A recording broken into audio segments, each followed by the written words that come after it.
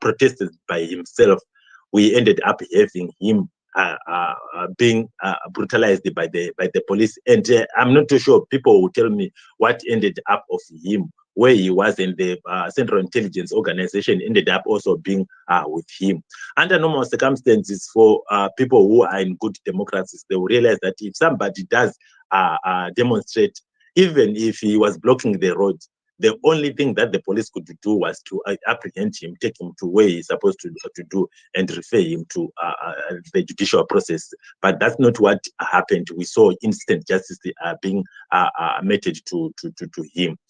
So in as far also as voter intimidation is concerned, I think this has been a broadly spoken about subject, where in we have got people who we are having videos of people speaking about how the election is going to be conducted on the 23rd of August, wherein some people from ZANU-PF are actually highlighting that we will be having different platforms where ZANU-PF people are going to be queuing on their line, and MDC people are going to, Triple C people are going to be queuing on their line and their different tables, and then it will be very difficult. It will be easier for those tags to quickly identify people who would have voted for Mkomana and who would have voted for ED. And such scenarios, it's very dangerous, especially to our voter, our rural electorate, who can easily quickly think that through that, when they get into the electoral booth, then they can be identified.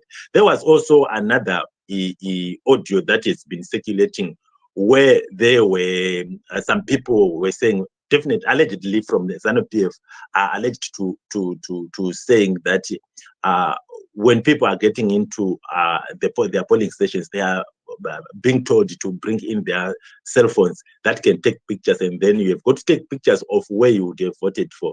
And then when you come out, there will be somebody or some groups of people who will be waiting to actually have the authentication of where you voted for. And these are some of the intimidations that we are finding from Zimbabwe. There are also physical intimidations, but I don't want to dwell so much on that. Let me give this opportunity to Dr. Maifa to also weigh in on things that are happening when we are so closer to the election. Thank you very much, Comma Denford. As you have pointed out, we already see that the ground is not very even. People are being brutalized on partisan grounds, and the ruling party is trying to instill a lot of fear in voters, both urban and rural. And like you said, videos are circulating, audios are circulating, and you wonder what can be done to reverse this situation, especially the videos that we watched in the rural areas, where the I think it's the Sabuku or whatever Vidgo chairperson is addressing the whole village and says we are going to vote according to village, and there will be a table writing down names of those who are going to vote for ZANU, and says if Triple C also wants, can have their table there. It's intimidating people. And he says, and tichada kuzoona vanenge vavhotera Triple C. If you say such words, you are already intimidating. So my point is, it's already happening, but how can we counter that? Or how can the citizens be protected from such brutality? Thank you, Comma Denford. Yes, it is very, very difficult for either me or any other concerned Zimbabwean to answer the question, to say how are we going to really protect the citizens. Safe to say, I think the only thing that the word that has always been coming out was to say, when we have got such a scenario, if that thing was given to Citizen 100, that threat was given to Citizen 100, it was given to Mkoma Champion, it was given to Mkoma Max, was given to you or me, I would have thought that you would have just said, these people, they are just wasting their time, because my knowledge and my understanding about how things do operate in as far as our election is concerned is to say, when I am putting my vote in that booth, I will be by myself and no one will have to see. When I put that thing in that box, no one really would know. Maybe the only concern that we have, and I'm not too sure if the electoral officers are going to allow that, to say people are going to be forced to get into their polling stations and voting with their phones, and then they are made to take pictures of where they would have voted for. I think that could be a worrying thing, because definitely that's when you will be needed to bring about evidence of where you voted for. But I would want to believe the Zimbabwe Electoral Commission, in as much as it has got its flaws, it would not allow such a thing to happen. If it happens, then that is going to be unfortunate, and I think that would be the lowest electoral process of Zimbabwe. Well, we are dealing with the ZANU-PF, where anything is possible with them, and they don't even care. What they care about is for them to retain power. But I think I just wanted to quickly speak about, to say, these are some of the things that have been happening. When we had Job Sikala speaking about circumstances to the death of our champion from the Ali family, we had the police quickly getting to say, what you have done is something that is unlawful, and those people, and he ended up being arrested. Now we have got the history of him still being in prison. But we have got a number of cases where ZANU-PF and its proxies are doing all those things that are violating the provisions of the Electoral Act, and also our national laws. Nothing has been happening. And my question will be, but ZEC, is it because ZEC doesn't have the device that we have, or doesn't hear all these audios that we are hearing?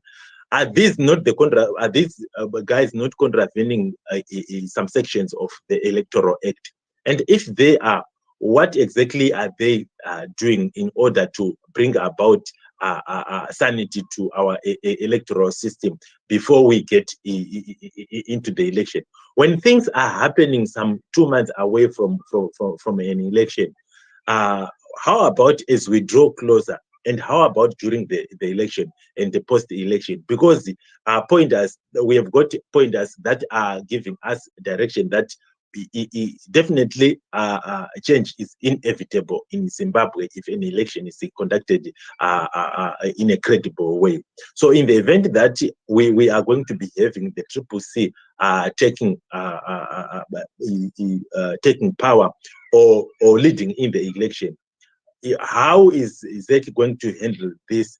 And if the police are the ones that are brutalizing, if the army are the ones that are being deployed to different constituencies for the purpose of intimidating the electorate, in the event that we are going to be having the victory for the CCC, are we going to be protected by the same security apparatus? Are we going to be protected by the army, to say you have there should be a smooth transition of power? That is going to be a problem. I don't know what is your view in as far as what is happening here, that the police is the one that is starting to brutalize. And if it brutalizes the opposition, do you think that it is going to be mandated to go and arrest those people from either the ZANU-PF or the ZANU-PF proxies who will be intimidating CCC supporters?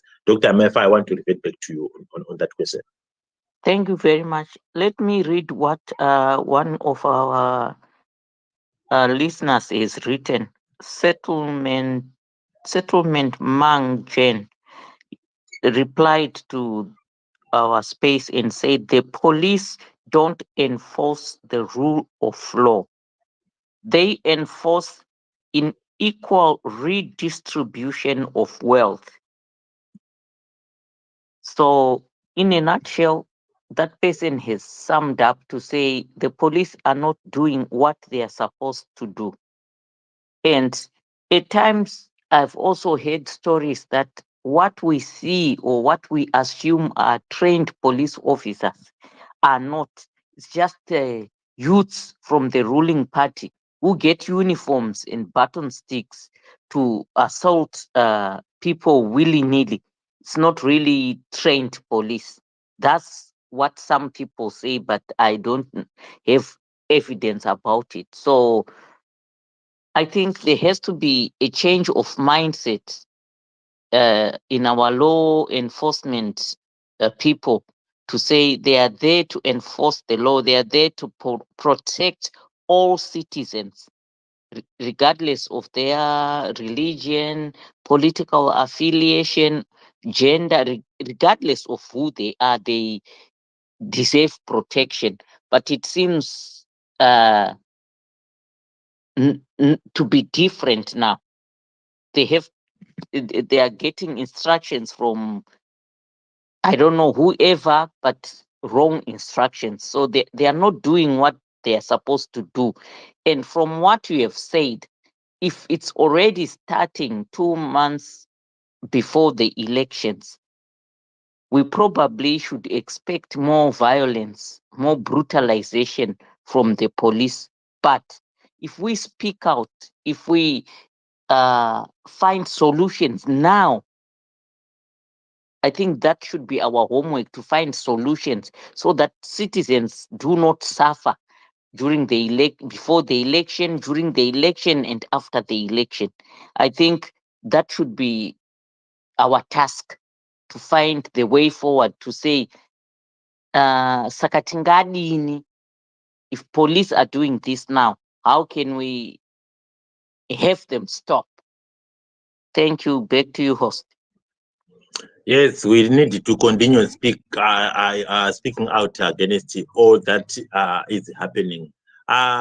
Before I came to this space, I was on this other space where people are speaking about the corruption within the Zimbabwe Electoral Commission. And they ended up speaking about what especially responding on where you are talking about what exactly has to be done. Some people suggested that we need to expose ZANU-PF so that the international community, SADC and African Union should also really understand where things are going. ZANU-PF should be exposed. And I was saying to myself on that suggestion, yes, it's a noble idea that ZANU-PF has been exposed. But my concern is we have got a history of a blood electoral system in our country. Like I always say, we have got issues to do with the electoral violence in our country way back from 1980. Let me just pause here. I will speak later, and I will give Mkoma Citizen Hand a chance to speak out against what is happening. And then unfortunately he is just gone to the listeners again. I will go ahead with the highlighting the fact that we've got a history of ZANU-PF being exposed to political violence, and this has been happening for quite some time. Okay, Citizen Hand, you can go ahead. Thank you. Yeah, I think my device is confusing because I'm using two devices. Thank you. So, yeah, I wanted to talk about police brutality. I just want to recite the video we watched about the guy. His name is Itai something. I don't remember his name, but his name is Itai. So that guy, he went to court sometime last week, after two days after he was arrested, after he was beaten, after he was abducted the police that day. So he went to court, and I read some article which was saying the judge found out that he might be mentally challenged, so he had to seek. They had to help him seek medical attention, but that's what I heard after he was arrested. This is what happened more than 48 hours after he was arrested. But the police did not update anything. The police did not say anything. So what we saw with that guy who was demonstrating alone is that what happens with all other arrests, with all other encounters which involve the police. If they can do that in public, think of them arresting someone maybe privately, maybe they just pounce on a politician's home, and no one is seeing them, no one is shooting videos, or there's no audience. What will they do? If you check on the videos, they even tried to choke him. They even tried to twist his neck. If you check the video, it's seen there. So if they can do that in public, what are they doing behind? What did they do to him when they got to the police station, when no one could say what you are doing is wrong, because they understand that people could protest against what they were doing, but they continued to do it.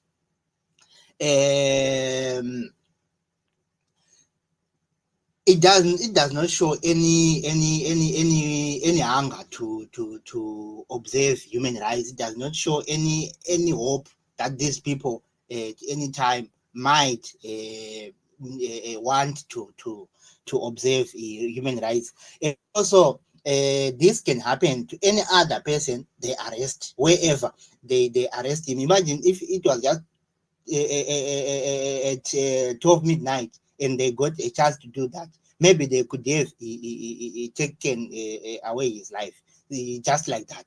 The way they then started beating him in the car, when they throw him in the car, they started beating him like, when we are kukunonzi kupura, kana muchipura munenge muchida kubvisa zvinhu zvakanamira ende zvinenge zvakawanda zvekuti maoko chaiwo kuti mungozvibvisa nemaoko kudai hamutokwanise. You need to use force. This is what they were doing, and it's evident in the video. It's seen in the video. They are doing this in broad daylight. What do they do if it was maybe at night, or it was in a private place? And I'm thinking of what did that guy went through after they take him to the police cells. Then we have many people who have been we have permanent injuries because of this police brutality. We have many people who died in the hands of ZRP. I had an opportunity to listen to Advocate Kenneth Masie. He narrated the ordeal of Itai Zamara, the dangers Itai Zamara went through in the hands of police. I had an opportunity. I heard him saying that at one of the incidences, they were both attacked. He is the lawyer. Itai Zamara is his client. He has come to rescue his client. He has come to rescue his client. Then he was beaten by the police. He was taken to a police camp by a taxi which he just got, so that he could report, because maybe as a lawyer you have to take that road. When he got there, he met more torture, and after that, what made me even to shed tears is that he was then taken to the hospital, and when he fainted, he collapsed. He was then taken because his colleagues then came. Then he was taken to the hospital. Maybe 2-3 days later, Itai Zamara then came to him, and Itai Zamara apologized to say, I'm sorry you had to go through this. So this is the thing, and it's not new. What happened to that guy we saw on video, it's not new and it's not unique. It's not starting today. This is the brutality we have been experiencing. This is the Zimbabwe we have been seeing. This is the unconstitutionality we have been seeing. I don't know how, I don't know what the leaders think and what the maybe I cannot say the leaders, people in ZANU-PF think, because you cannot be a leader and still go after the lives of people you lead. You need to have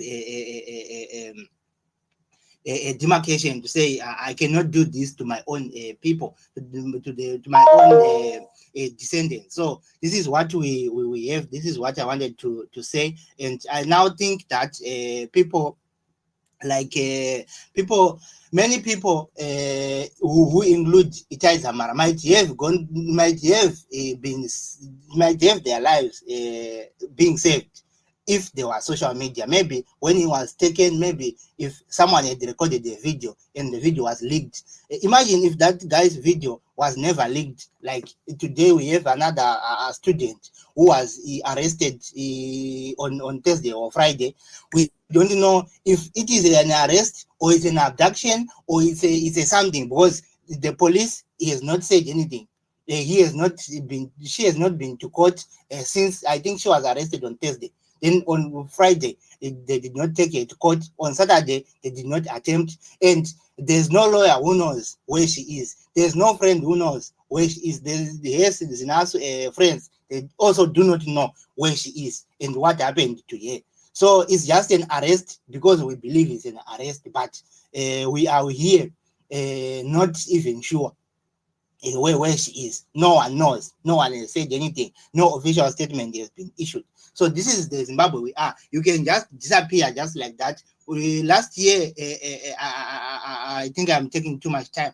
Last year, we had a similar case of Mobilizing Ali. Mobilizing Ali went missing just like that at a shopping center, Chipanguza down there. They just taken him in a car, just as the witness said. It was one person, there were two, but just like that, 2, 3 days, 4 days, 5 days, the person, the story ended like that. So this is the situation we are in Zimbabwe. It's even disturbing. Thank you. Thank you very much, Citizen Handy. It is indeed heartbreaking, and as you are saying, it's not something new. We've watched it for years, and we might continue watching it for years to come if something is not done. This something is what we are looking for. Myself, I have no clue, but what I know is this brutality has to stop.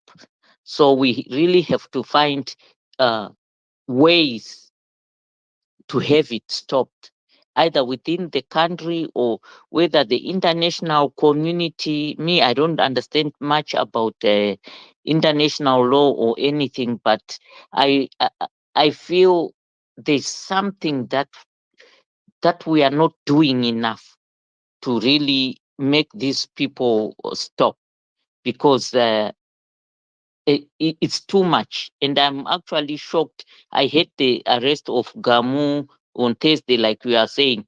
And I thought she was really arrested and I thought she was in police custody. But now what you are telling me is something else. And for a girl child, she could also be sexually brutalized or anything. You know what these people do.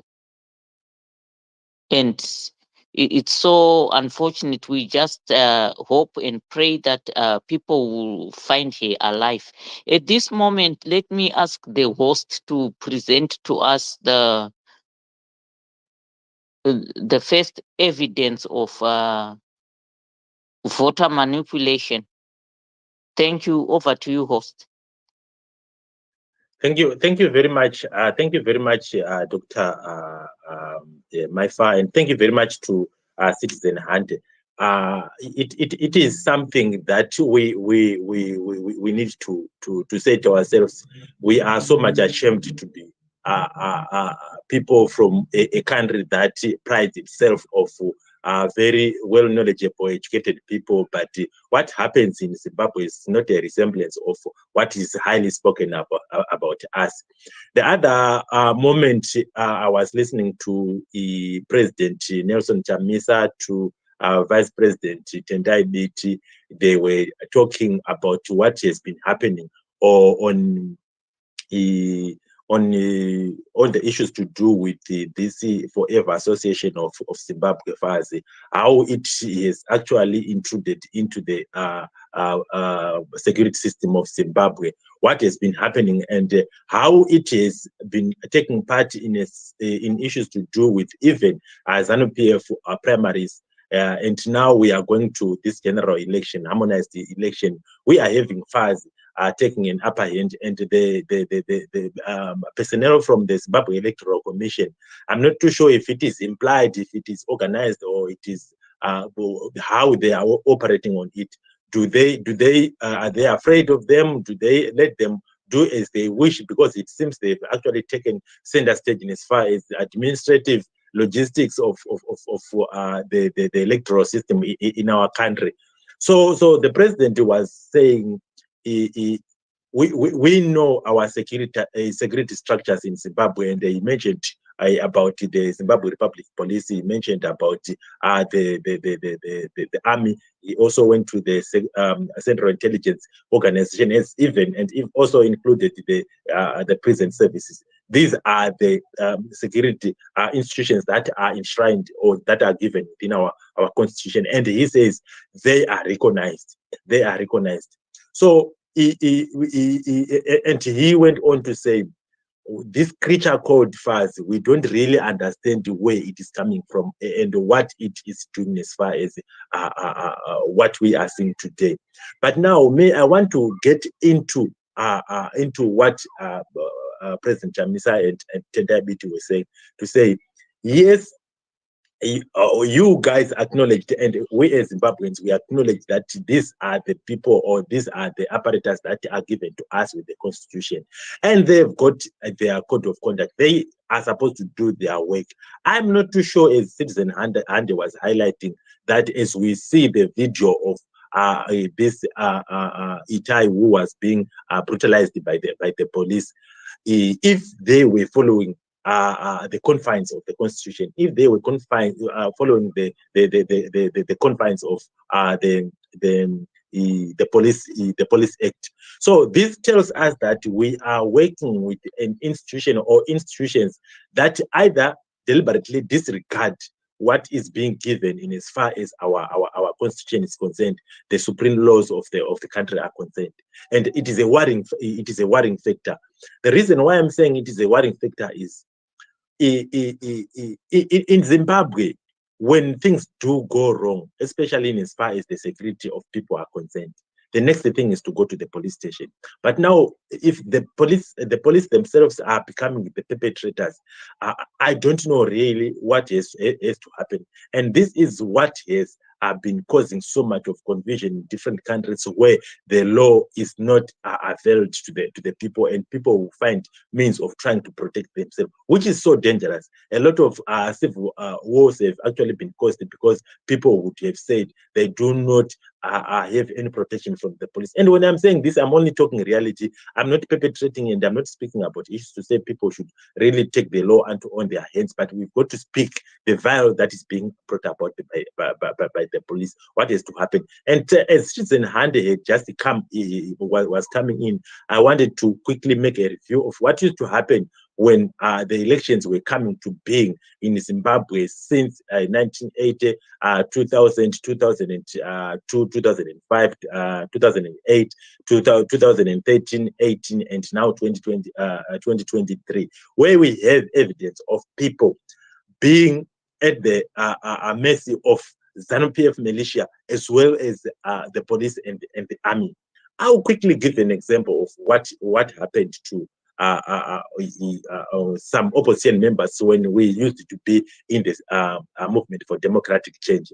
I think most of us here, we know one political activist by the name Tafazo Msekiwa. And I know most of us also know this political activist Guisai, and everybody also know Honorable Job Sikale. To just mention a few, there was a system, there was a time when we had an election in 2005, and when one of the MPs from Bikita West passed away, there was supposed to be a by-election that had to take place there, and political parties had to come and go to do a campaign there. I remember when the late Chenjerai Wunji was still there, and he worked in cahoots with the police to brutalize the likes of this political activist that I just mentioned. And what ended up happening was the fact that Vanatafazo Msekio and Job Sikala had to literally jump into the mountains. Why? Because they couldn't sleep inside the houses. They were not running away from ZANU-PF hooligans. They were not running away from the war veterans, but they were actually running away from the police. Not running away from being arrested, but running away from being persecuted by the police. Now, when we have such a situation happening, it means we are having a country that has got no law to actually execute, and that is a worrying factor. It is a worrying factor because we are getting into an election which is so important, and all eyes internationally are vested in what is happening in Zimbabwe. So I just wanted to quickly say what exactly has to be done by the citizen before coming on to what has got to be done. What are some of the effects, and what happens when people realize that this is what is being done by the police? We do not have any protection.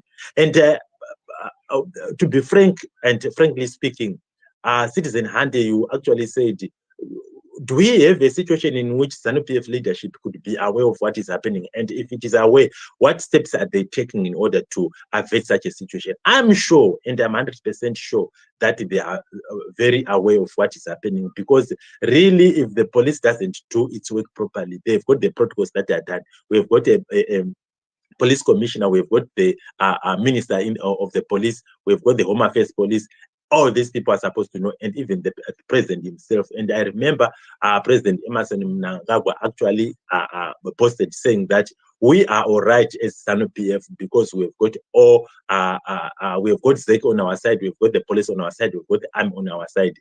And when they say this, it shows that if you do things that we think that they are not right in as far as wanting to set the narrative, then we are going to be using the police, and that is what is happening. And quickly, I will speak about what also happened on the 3rd of August, when the election took place, and it took time for the election result to come.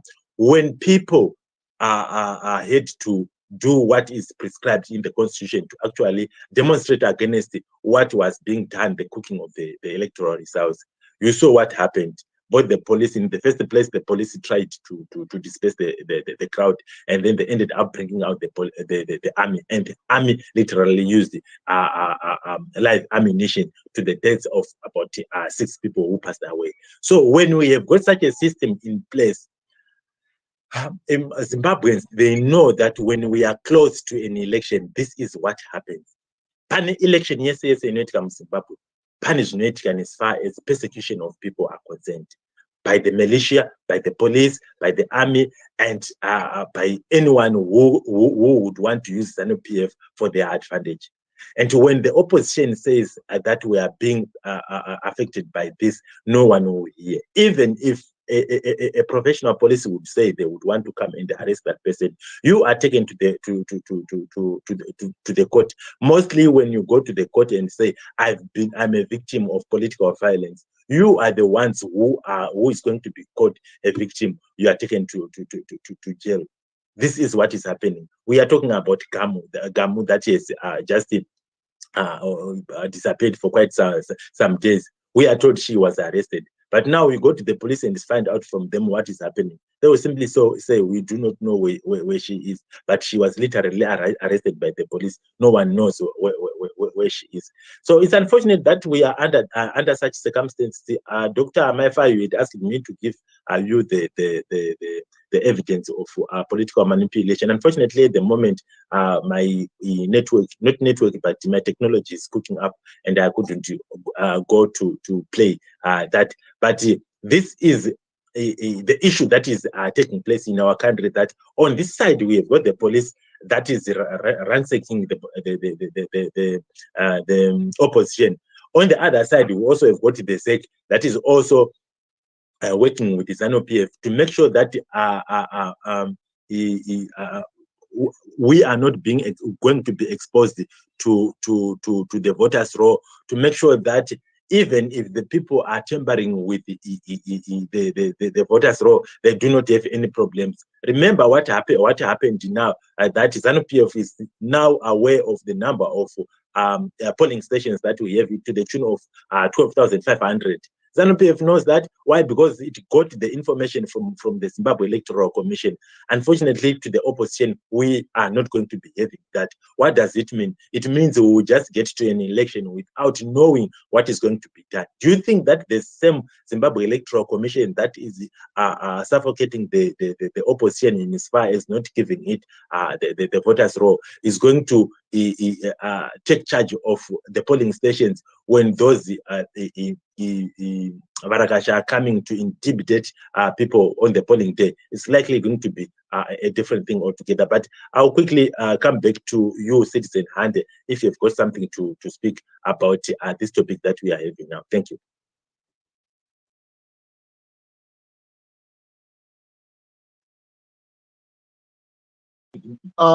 So I'll maybe add some more on the police brutality we saw recently. I will just maybe say that look at how the way they beat him and the way they did it. I don't think it's not. I don't think it's actually unconstitutional, and it's actually a crime. So imagine the police can commit such a crime in a public place.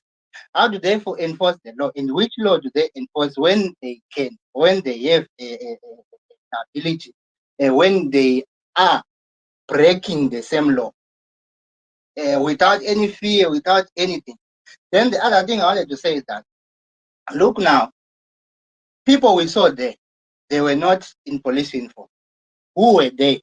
What if by mistake that guy had died? Was the police going to take the responsibility? Was the police going to say, to explain what happened? There were 2 police officers, I think. Then there were other 3 or so who were in SIV. So this is the situation we are dealing. This is the government we are dealing with. This is the ZANU we are dealing with. Then the other thing I wanted to point out is, look at the vehicle.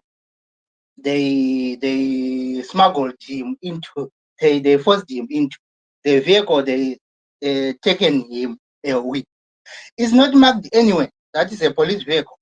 According to the video we watched, it was a white twin cab.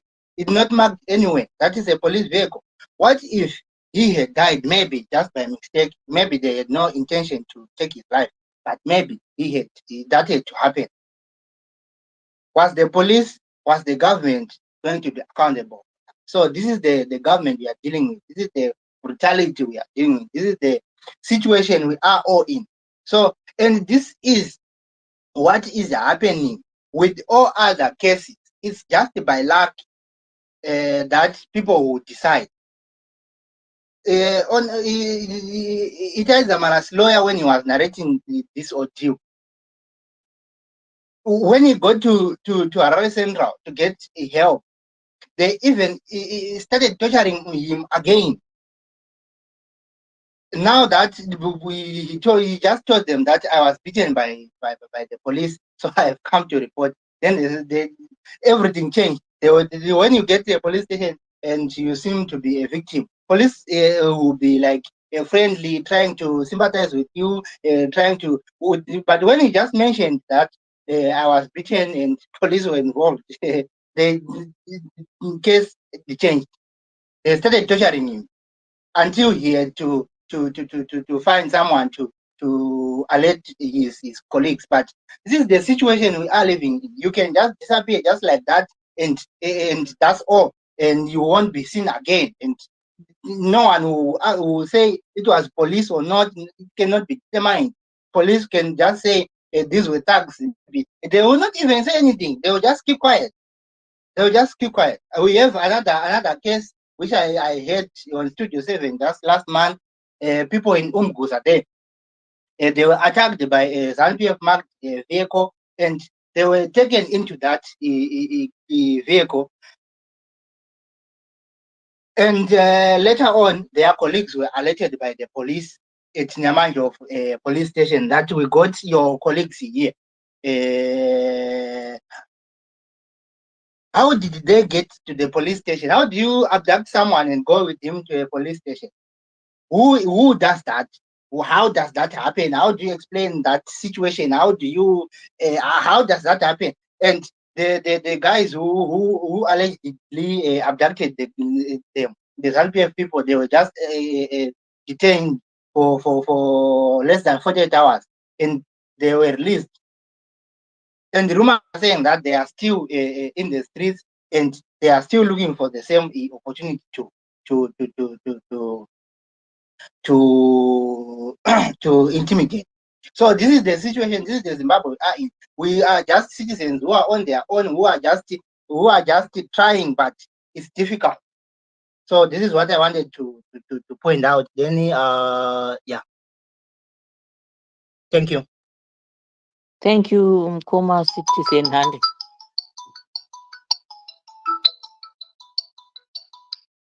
Thank you very much for your submission there. Indeed, people are on their own, and it's very worrisome. And like you rightly said, we are not too sure, and it's not accurate to say police brutality, because there are so many people that are working together, or people who seem to have gotten powers either from their political party or affiliation. We have Mahure for ED, Mashikiro for ED. I'm sure all those people have been given authority and power to also torture people. So it becomes very difficult to trace any cases, or to trace any information leading to, finding out what really would have happened to a citizen. Like iye wokuyuze mwana wedu uyu waka-abductwa. The news said she was arrested soon after taking her exam. And then when we hear the word arrested, what comes to a normal mind is that the police were involved.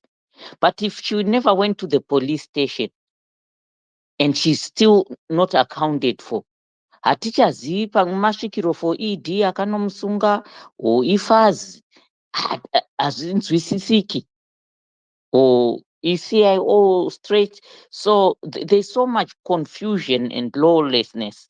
And this is what we need to try and put straight before our elections, so that our people are really protected.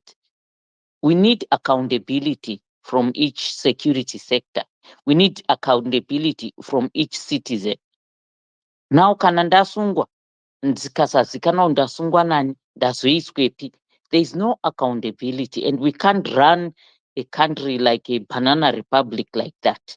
So this has to change, because even us here, we might appear to be safe because we are not on the ground.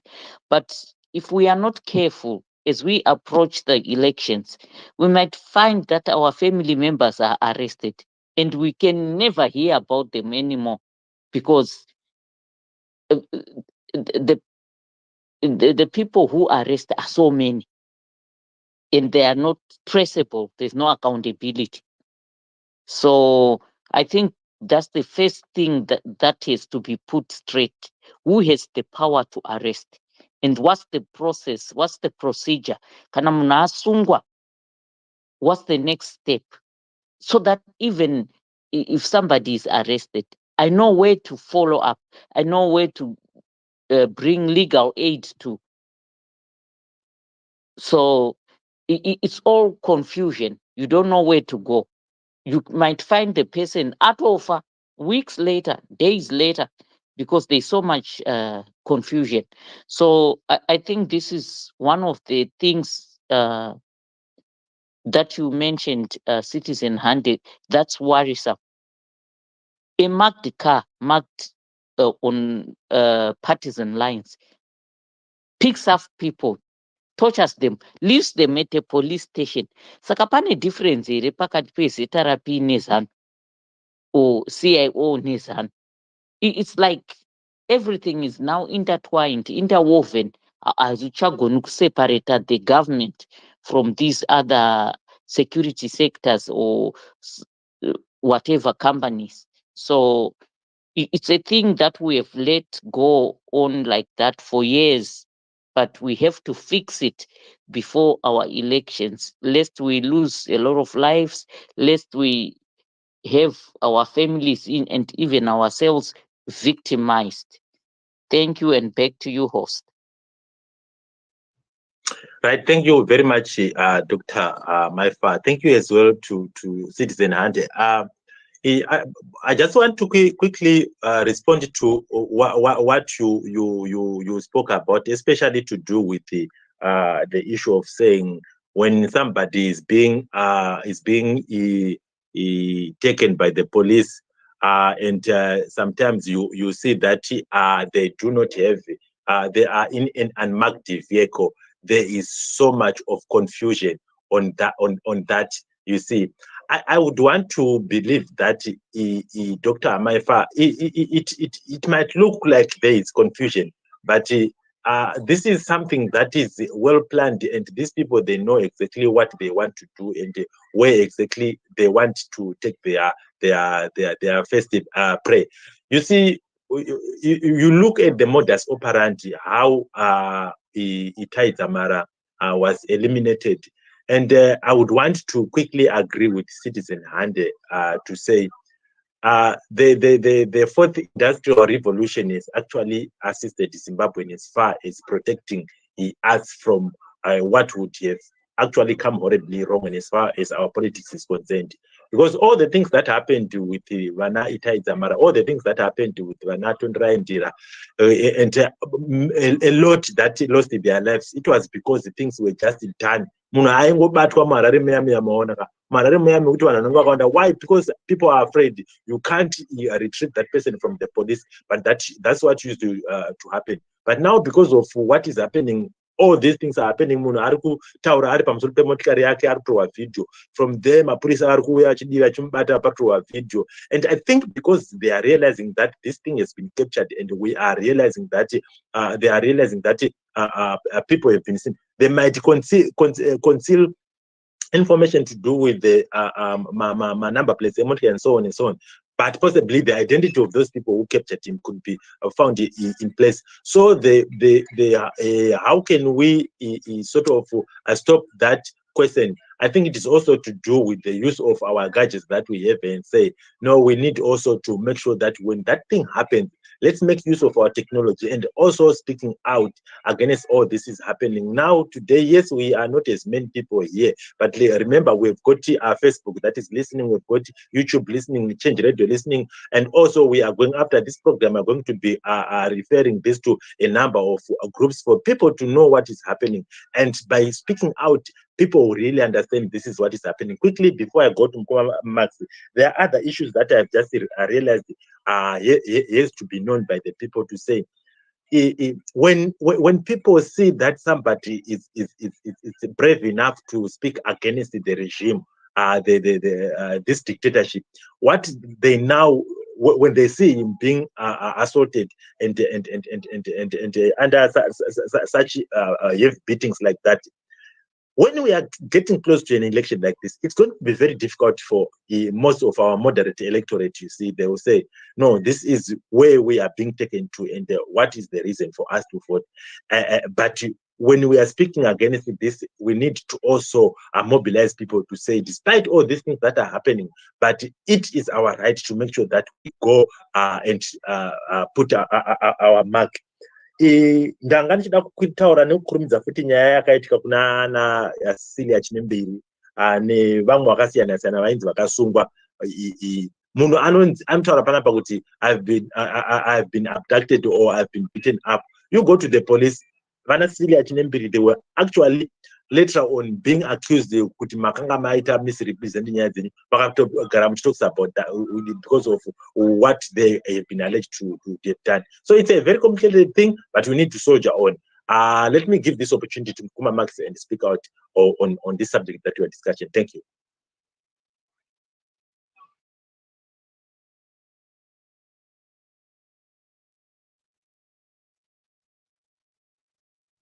Ngoma Max, if you are speaking, you are muted. Okay, okay, no problem. I understand. Thank you very much. So this is what I just wanted to quickly speak about. And there is one other thing. Pane imwe picture yatakamboona some time ago when the late President Morgan Tsvangirai was having, I think it was a rally somewhere that the police had suggested that it was not sanctioned by the police in Highfields, and because of that, this I'm saying in answering to the fact that tinofana kuatreat zvinobudisa kunze kumaonaka, asi kuti we are dealing with a dictatorship that doesn't care about what happens. You see, when you see a political principle or a political leader who is going to be beaten up by the police to an extent that picture, I think most of us might know, kuti when he was going to the court, zisora the late Morgan Tsvangirai ranga rakazvimba, musoro wakagerwa uinenyaya kuti paine chipanga paine mavanga anga aripo, hembe mabhatani akabviswawo. Why? Because it is not because of ZANU-PF thugs. That happened because of the police. They literally handled him, shared him with a baton stick, and I'm sure even when he was in the custody of the police, so much happened to him. And these are some of the things that we need to say. Okay, when we have the likes of Tendai Biti, when we have the likes of President Chamisa, when we have the likes of the late Morgan Tsvangirai being at the mess of the police, and we know that we are dealing with an organization, we are dealing with an institution that doesn't regard the rule of law. And when there is no rule of law, it means people are going to be having problems. More so as we are talking about issues to do with all these things when we are drawing closer to an election. It is going to be a very, very difficult moment for us to say Zimbabwe is going to be having a free and fair election when we are having the police doing this. After speaking about the police, we talk about voter intimidation. Who doesn't know what the vice president of ZANU-PF, Kembo Mohadi, spoke about during a particular convention that they had in Mashonaland, when he was literally addressing the chiefs and the Masabu, telling them that what you need to do is to make sure that you go with your subjects to where you want, where they are. Go with them to the polling station, and you must know what exactly has to be done. This is a vice president of a political party telling them. But what does the Constitution say about the responsibilities, duties, and what is supposed to be done by the chiefs? The chiefs, are they supposed to be political? they don't all regard all those things. This actually takes me back to the issues of saying, yes, in as much as people will simply say, no, the Triple C, you are not doing your things in a proper way. You must know our electoral system where it is, how we are, the electoral environment where we are. Ngoma Champion, I'm not too Ngoma Max, I'm not too sure if you are still all right, if I can give you Chimuti, or else in Zogangu Namkoma 1600. No, I'm good now. I'm good now. Thank you, Brother Denford. And I just want to thank Dr. Maifa, Citizen Hand, and everyone on the space, and say hello to my sister there, Dr. Diamond, Champion, Pelagia, Love Mo. How are you guys? What I want to say is that I think if we want to look back and also at the present, we have got a political party, a government that doesn't learn, a government that believes in in force when it comes to dealing with issues, when it comes to dealing with things with their citizens. ZANU-PF doesn't repent, and as we are going towards 23 August, we're gonna witness more of this human rights violations. If you want to go back since 1980, even during the time of the liberation struggle, for them, Tengesi Munairowa is supposed to be beaten parallel and such one. So it's something, it is their culture whereby they believe if you are in opposition, the only way to send their message is by beating you up, is by using force. So I think we can debate, and I'm afraid to say that ZANU-PF doesn't change. ZANU-PF is getting worse each and every time. Even if you can see now, we have got this group called FAZ. So they're up now. They've gone another step up in terms of their instruments of repression, and they will continue to do so. They don't care about the international community. They don't care about the constitution of Zimbabwe. They don't care about Zimbabweans. Only what they want is to retain power. At the moment, like now we've heard that they've deployed some military personnel in the rural areas. This is going to continue. Let's not forget that in 2008, when Mugabe lost, they did the same thing. The war veterans and the army was deployed in rural areas just to intimidate, and sometimes they use force there. So what I'm simply saying is that we have a government that doesn't repent. We have a system that believes in torture, and this is going to continue. And I'm afraid that we are going to lose more lives because ZANU-PF knows that's why they are deploying people in the rural areas. Why are they deploying my personnel, army personnel in rural areas, if they know that people love them, if they know that the rural areas are their strongholds? Who do they want to intimidate? ZANU-PF knows that on the ground, people are tired. People now look my pensions are, people are getting some even $80 for your pension. Like other video are saying that but so it doesn't make any sense for you to travel to go and get your pension. So they know they know they know they are bond not adona zvokuti kana maticha, even anyone anotambira mari civil servants also are complain. So there's no need for anyone to campaign to say ZANU-PF mustn't go. ZANU-PF. So what is the next step? Next step is to intimidate, to use force, and they'll continue to do that until after the election. Because even if you look back, what happened before, after all those human rights violations, nothing changed. There was no punishment on Zimbabwe. Those sanctions, they don't feel them because you are right. They are good. They've got mafia. They've created some syndicates, so that they can still loot, even under those restrictions that will be given to them by the International Monetary Fund or the international banks. But they've got a way to subvert them and continue to loot.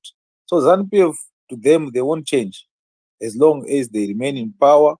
What do you call this? SADC.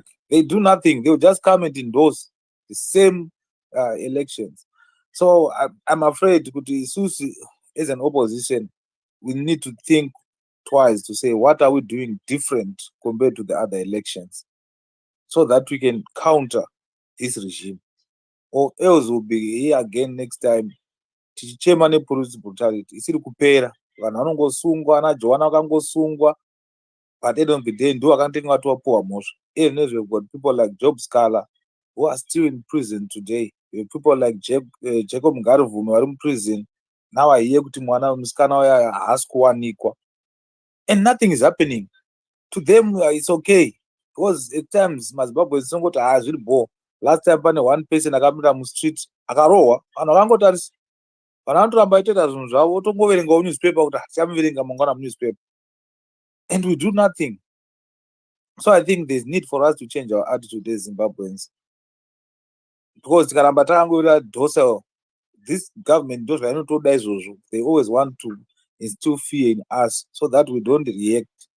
We just only read the news and that's it. We do have a big problem, and we need to change our tactics. We need to change our behavior. So I believe that maybe in coming weeks, something positive, because already we have changed our tactics. So far varongotivhunza kuti macandidates ari kupi, isu tiri kuti macandidates atinawo asi hatikudzii. So hopefully something is happening there, and I believe that we are going to have new tactics to approach this 2023 elections. We need to change, guys. In terms of polling agents, we need polling agents from our polling stations. We need vehicles to move around. We need, tinoda vanhu vakatosimba chaiko chaiko, kuti vakanzi tokupa $10 kana takavhundusirwa nefazi, because this fuzz is going to be there on the days of the election. And already this fuzz is intimidating people. This fuzz is working with the police. Ichisungisa vanhu asi ndo vanenge varohwa vanhu. So we need to see how we can counter this, because ZANU-PF already yatova neimwe another step, yatova neimwe method inova nefasi.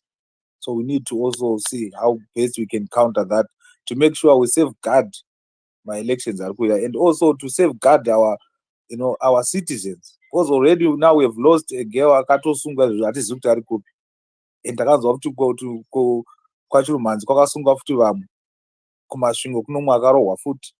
So we need to make sure that we protect our own, because vanhu vacharamba vachitotya vachiona kana ivo those ones who are the leaders of our movement in those communities vachirohwa seizvozvo, vachisungwa vachingonzi vaenda. So I think tine problem, a very big problem, and I hope kuti maybe, I don't know, we need something to counter the moves in this tyrant. Thank you. Thank you very much, Nkoma Max, for your submission. And you brought to my mind before independence, kuma late 70s, 79, 78. Honestly, I now remember how villagers were killed. Pines papungwe. Munhu aitopiswa, or they would ask the family members to chop nedemo, to chop their own father, the father of the family, Hans Mutengesi. And people didn't seem to care. Now it's coming back to us. Zvinhu zvatakarera for years tikaregerera zvichiita, taitoti kuda ava vaurawa vatengesi vari kuita kuti Smith azoramba ari in power, not knowing that it's a seed of brutality that was being sown mukati mema-citizens, and now it's turning against us. Now takurambawo kuti izvi aiwa apa dai maita so, now we become the victims. So at times, let's be careful what we condone or what we ululate at. Tichitopururudzira kuti apa vatigonera. So it will come back. It will come back and hit us so hard. And they've become so seasoned. Vanhu vajaira kuuraya for so many years, for decades.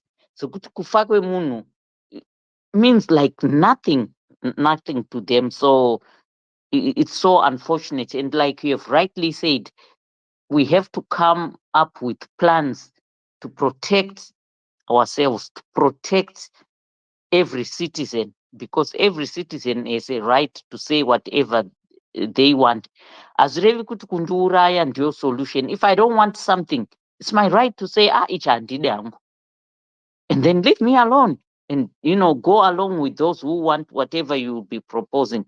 Let me not waste time, and I'll give this time to Koma Finals.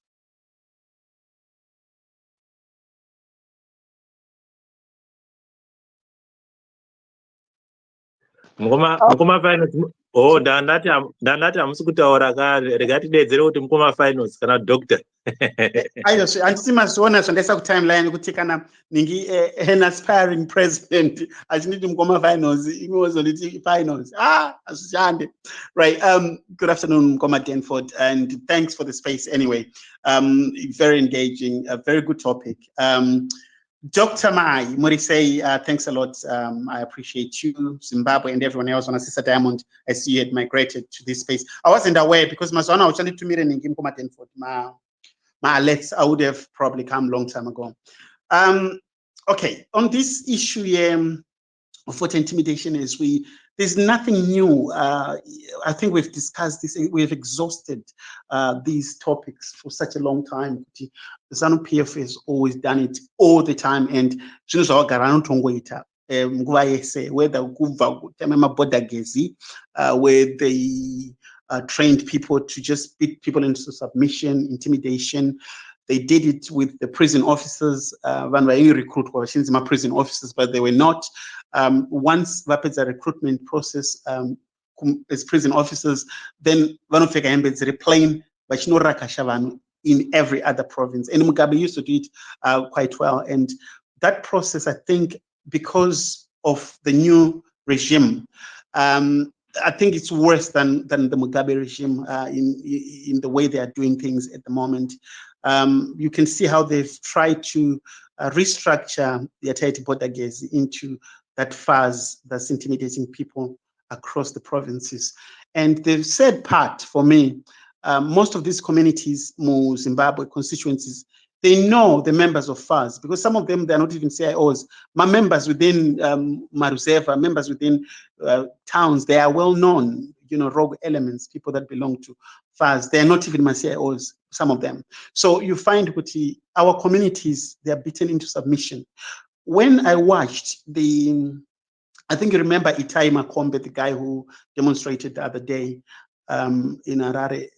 Of course, there was a bit of choreographing when you follow the trend of what happened and who he represents. ZANU-PF through and through. He owns a lot of mining claims in the Midlands. He's affiliated to Tagwirei. So a lot of his history is ZANU-PF, that guy. So the issue then becomes, can I get a choreography? We understand. But what I'm trying to put across is ZANU-PF would do such things just for the optics. It's part of intimidation. So this will continue and has continued. My worry though, Mukoma Danford, the people on the ground. The passion we show is na somebody are on the ground. Do we show the same passion when it comes kuti muna anorowa vanhu vakatarisa kupondwa pano yakanoti mapurisa 4 agoponda pano panenge pana vanhu kana kuti 150 munhu agodzurwa agomanikidzwa kupinda motikari nevanhu vasina kupfeka uniforms, and people just watch. So the people on the ground themselves, are they that much pacified by the regime to an extent yekuti munhu anongoti inini haisi nhamo yangu ndinofirei amaitezvo ningi ndidzokere kumhuri yangu ndiri mupenyu. So it's something, I don't know whether it's a mindset yekuva so pacified to that extent as a people collectively. Zvakafanana neizvozvo, if I go to Zimbabwe ndikaona pachirowa munhu nemapurisa and wandiri kuona kuti hatori nangana mhosva uyu, I would not engage. I would rather walk away. And that's the attitude of probably across a lot of people. I don't want to get involved, which is sad, really. And I hope, for my upcoming elections, I'm fearing for my polling agencies because these members with FAS will be at every corner and intimidating. So we pray kuti, things will be done accordingly, particularly on safeguarding, because in the council, I think it's called to act. Like if I hope I don't misquote them. It would be 4 polling agents per station. I think that's what they said. But then what else do we need in terms of manpower, polling stations, yayo? Of course, I'm praying we guys, we can also help donate, adopt a polling station. It won't cost much to pay 4 people if you're based in the UK or the US or Australia. We can adopt each polling station towards their upkeep. Polling agents it did happen Panama elections where they end up getting chingwa ne poloni. So these are the things probably in terms of capacitating them, resources. One thing we can do is whatever we can change issues as a people, particularly on supporting them financially. I think that's the only thing we can change for now. Wanda in terms of ZEC, in terms of yes, we can make a lot of noise, but also our leadership knows exactly what to do in regard with ZEC as an entity. I think Advocate Mahere did the right thing when with the anomalies, the preliminary inspection year voters roll. She did the right thing. She took it to ZEC offices and lodged a complaint, which we are not happy with the process. This is where we are. So let the leadership do what the leadership can do. Isusu, let's capacitate our fellows that are on the ground. And I hope the result we desire, people will vote. I've always been against this argument in Comaden 40. An argument that means you diaspora, hey, why not register to vote? Yes, I didn't, but I've managed to capacitate people on the ground. I had 12 people that I sponsored. Saka, those people that I sponsored, that's my vote. It's not on me. Because if you've got 6.3 million registered voters, take 1 million away, voter apathy. The other 5 million should be able to vote ZANU-PF out. So it doesn't really matter whether I'm on the ground or not, but on the ground can still have enough numbers to vote ZANU-PF out. So I'll leave it there for others to speak. Thank you. Thank you very much, Mukuma Finance. And it's important that when you have got resources to capacitate those on the ground, it is really imperative that we implore each other that we need to help. What's important is the ultimate outcome that is going to be that we'll be having after the 23rd. So the issue of financial support for those people on the ground, irrespective of the fact that you are going to physically come to cast your vote. But before I go to Zimbabwe, I see we have got a number of speakers that we have here. I just wanted to quickly highlight on issues of my concern in as far as the topic is concerned. Police brutality, yes, mataura pamsoro pe murume akarowa ari pamsoro pe motikari yake. But there's also a trend that has been happening and that is likely going to continue happening. Yekuti varume nevakadzi Forever Associated of Zimbabwe, they seem to be taking the law into their hands, and it seems they have been endorsed by the regime. Modus yavo yai kutongoti vaite zvavanoda, and then kana ukatadza kuva uri unoita zvavanenge vachitiita, and then mapurisa obva adi obva auya. So it seems there is a collaborated effort by the police and these guys kuti mission yavo ienderere mberi. So broadly speaking, police are brutalizing people for not aligning to what these fast guys are doing. There is so much also of what is happening as far as political intimidation on the part of the police, because or someone else and then at the end of the day, you are going to be tended to be accused. We have got people Cecilia Chinembiri, they became accused people after having reported issues on the ground. And then for voter intimidation, there are a number of things that I have also highlighted before. We have got some videos, we've got some audios that are circulating. The possibility when you are going to the electoral booth, you are going to be forced to go with your gadget, your phone, so that you go and physically take a picture of where you would have voted for, and then just away from the polling station, there will be people waiting for you to say, and this is such a kind of intimidation. Why? Because definitely you will be needed to show evidence. There was also a video that was coming out. People, there are going to be two tables at the polling station where people who are going to be voting ED are supposed to go on a particular table. Those ones for Advocate Chamisa will go on a particular table, and then they will simply say, "We know good what Papi." Because of some political illiteracy within some of our people, there's a likelihood obviously ndikaenda patable yakati ndichazozikana kuti ndavhotera papi. So these are some of the things of concern as we are drawing closer to the election, and we need to speak against this. I wouldn't want to waste so much of time, but let me quickly give this chance to Zimbabwe to go ahead with his submission. Thank you.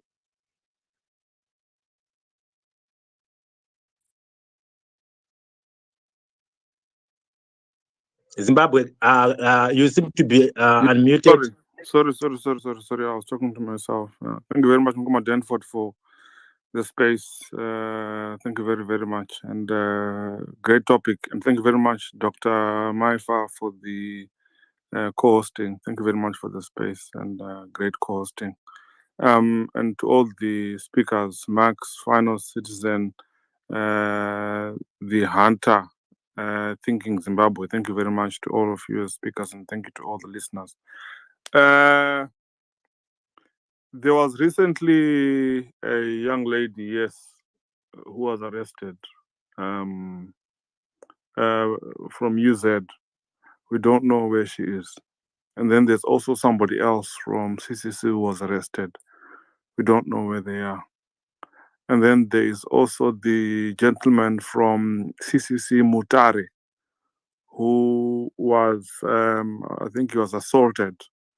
And also there's this organization called FAZ. And then let's add the vehicles that were bought by ZANU-PF.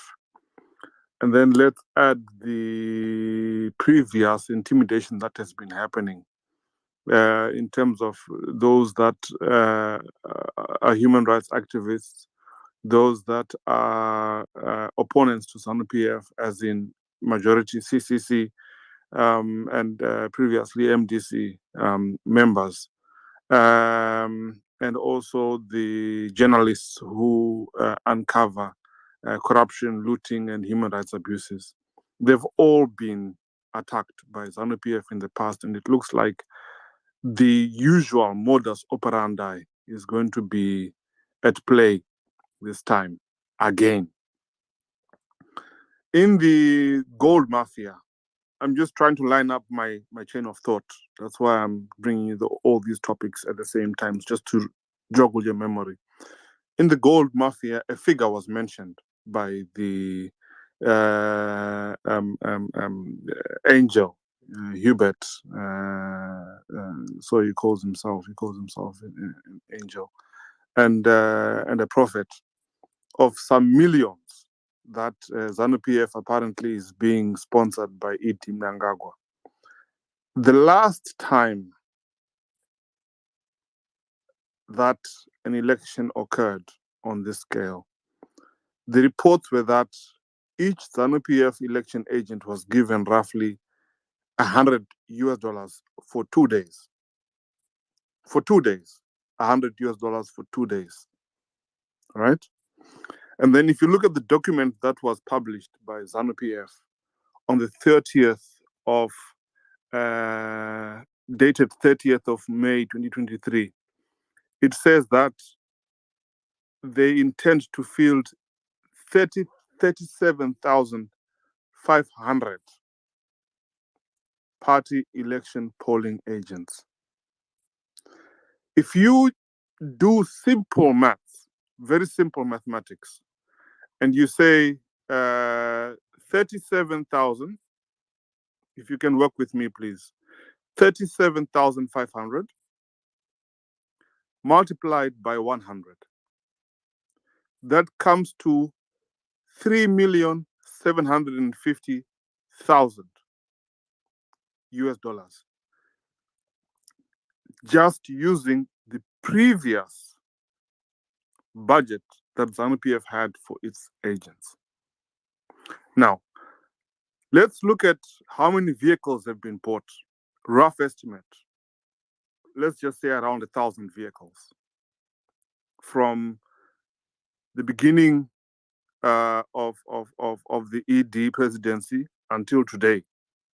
Okay, a brand new Toyota Hilux, because they seem to like Toyotas quite a lot. You can Google this. It's not something that is. It's not a secret. Brand new Toyota Hilux is costing somewhere in the region of around 40,000 pounds sterling, 30,000, which is, let's just do a quick calculation and just ask Google. Let's just say 30,000 Great British pounds into US dollars. Yeah. In total, what you will get is 37,000 US dollars. Let's just say 40,000, including shipping. That's how much they're going to pay. That 40,000, yeah. Keep the 3.75 million on the side. Okay. That 40,000, yeah. Multiply that by 1,000 vehicles, plus minus. You are getting 40 million. That's how much you are getting. Likely, they could have bought around 500, 700 vehicles. Ladies and gentlemen, that's a lot of money. That's a lot of money. Where is this money coming from? Recently, the Zimbabwe dollar has taken a big nosedive. And we all know what was the warnings that were issued to the Reserve Bank of Zimbabwe and the government of Zimbabwe over monies that they were paying out to Secunda. And Secunda is the one that has usually been used to bring in buses and vehicles. If you look at the profile photo that I've got, there's two ladies holding a flag upside down, but behind that is another photo. It says, in quote, "I am guilty of taking exporters' money, Mangudya." Yeah? Mangudya took this money just after the elections of 2018 from exporters. And he raided the foreign bank accounts, for foreign currency accounts of ordinary Zimbabweans. And every single ministry had their money taken away from them. Every single ministry, every single council had their US dollars taken away from them. And that money went where? Now, let me remind you, or let me give you some breaking news. Nicola Sturgeon, the former First Minister of Scotland, today has been arrested over financial wrongdoing in Scotland. In other countries, those that are involved or those that are suspected of being involved in financial wrongdoing, regardless of how wealthy their countries are, regardless of how wealthy their parties are, they're arrested. But we are in a country where this does not happen, to the extent that our currency takes a nose dive, a huge nose dive. And what does the government do?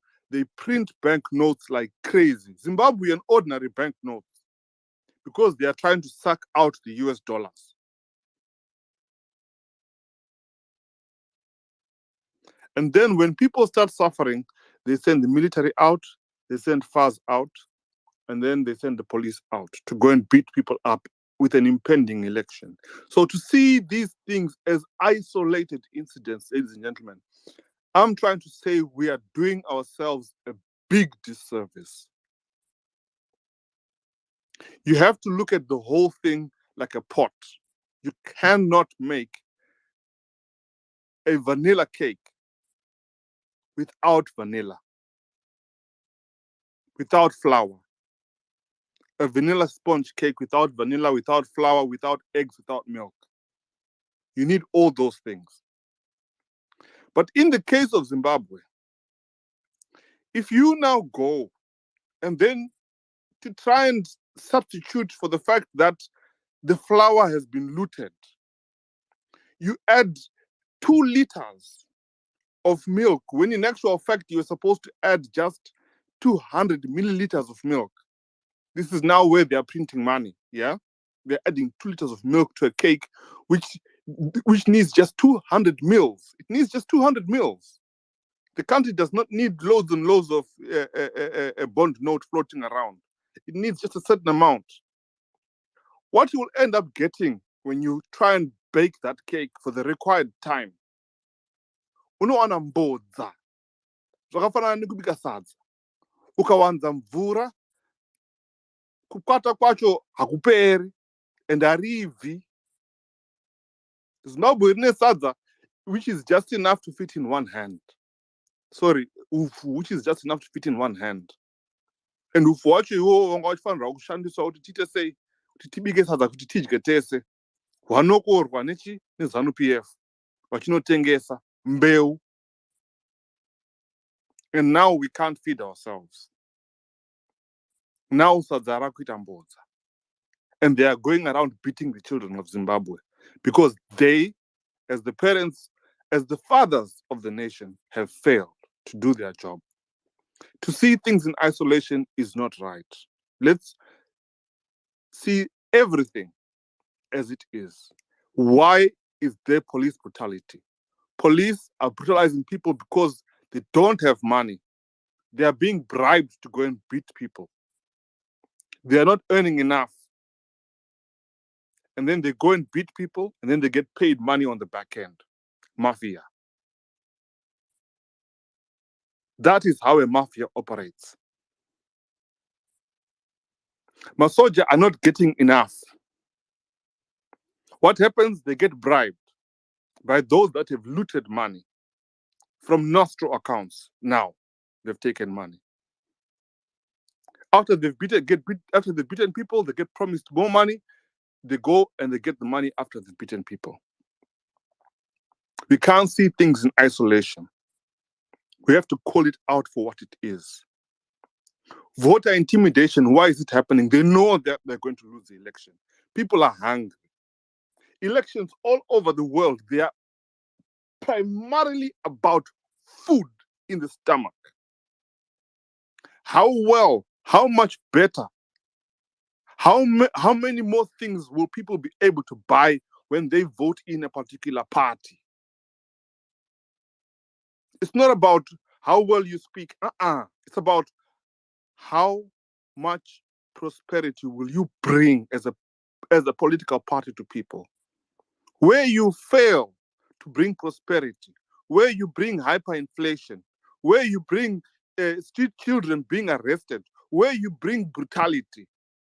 In a free and fair election, what is supposed to happen is that government is supposed to be voted out. So because of their failures, they are resorting to violence, brute violence against children, against women especially. So I'm going to say it one last time. We will do ourselves a big disservice if we see things in isolation. I'll land there for now. I could have talked about health and other things, but I'll land there for now. Thank you very much for the time. Thank you. Thank you very much, Koma Zimbabwe, for your emotional submission. Indeed, the victims become victimized again. people are already suffering from poverty and other things. Now they are being politically brutalized. And I don't think that's the way to go. And because of our time, we are going to try to have as many speakers as possible, and we will limit our speaking time to about 3 minutes each so that we accommodate everyone. Mkoma Citizen Z. Thank you, Doc. Stanford, thank you. Everyone else, thank you. With me, I'll open up with this, guys. If you go online at this moment in time and you check an entity called FAS, it is one case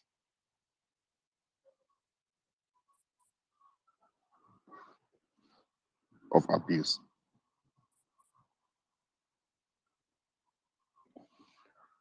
In a country of 8 million people, in a country of 18 million people, in a country of about 6 point something million voters, in a country that is regarded as as an authoritarian regime for 43 years. Now, on this one, you have to be able to take your passport, your Zimbabwean passport, and put it underneath your mattress, and use the other passports that you have, or use the location that you have, and think not like a Zimbabwean. Think like someone else, looking at it from outside. One case of abuse out here, it is amazing. It is a job well done to the Zimbabwean government. You have managed to reduce the violence in elections, they'll say. And even when they put their reports, they'll say they wouldn't even point out that one case. The reason why I'm telling you this is simple. In reality, FAS has abused more people than the one case. In reality, they are doing more damage than what was done in 2018. But our inability, or let's say our ability, to connect things that are not supposed to be connected and not report and make noise on this election, because FAS was not there in 2018, was not there in 2013, it is there now. Our inability to do that turns around and creates an illusion that we cannot explain. Let me explain it to you this way. If my mother was abused, let's say by someone, that is my mother being abused by someone.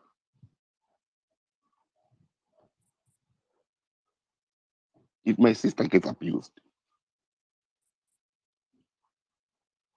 there's equal reaction and the equal feeling has to come in, because that's another abuse. Then someone has to look at it holistically in the house and say there's something wrong. But if I therefore report the abuse because I have seen it on my mother, report it casually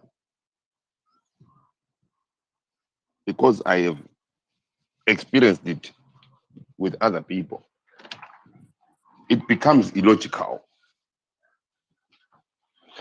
The reason why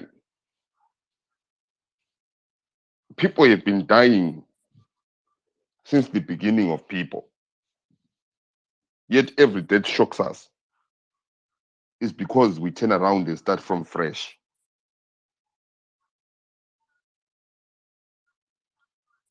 The reason why we hold our rights today is because we start from fresh. No one turns around and says, Zed, you are black.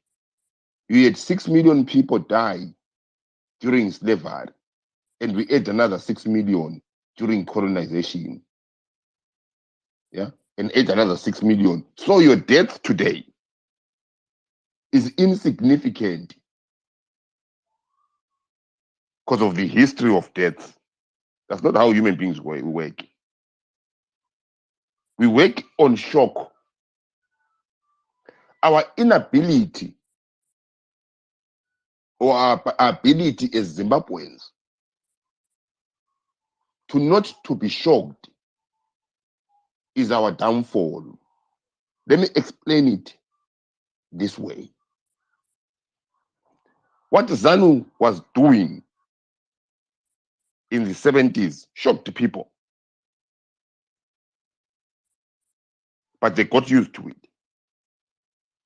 What ZANU started to do in the 80s, people said, it's ZANU, They've been doing it. At that time, we did not know we're going through a genocide. 1 day, 2 days, 3 days, 4 days. 8 years.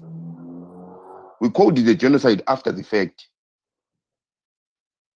After we opened our eyes and said, oh, wow, that is crazy. We called it an oppression of ZANU-PF after we've opened our eyes. But did we see it happening? Yes, we were seeing it happening.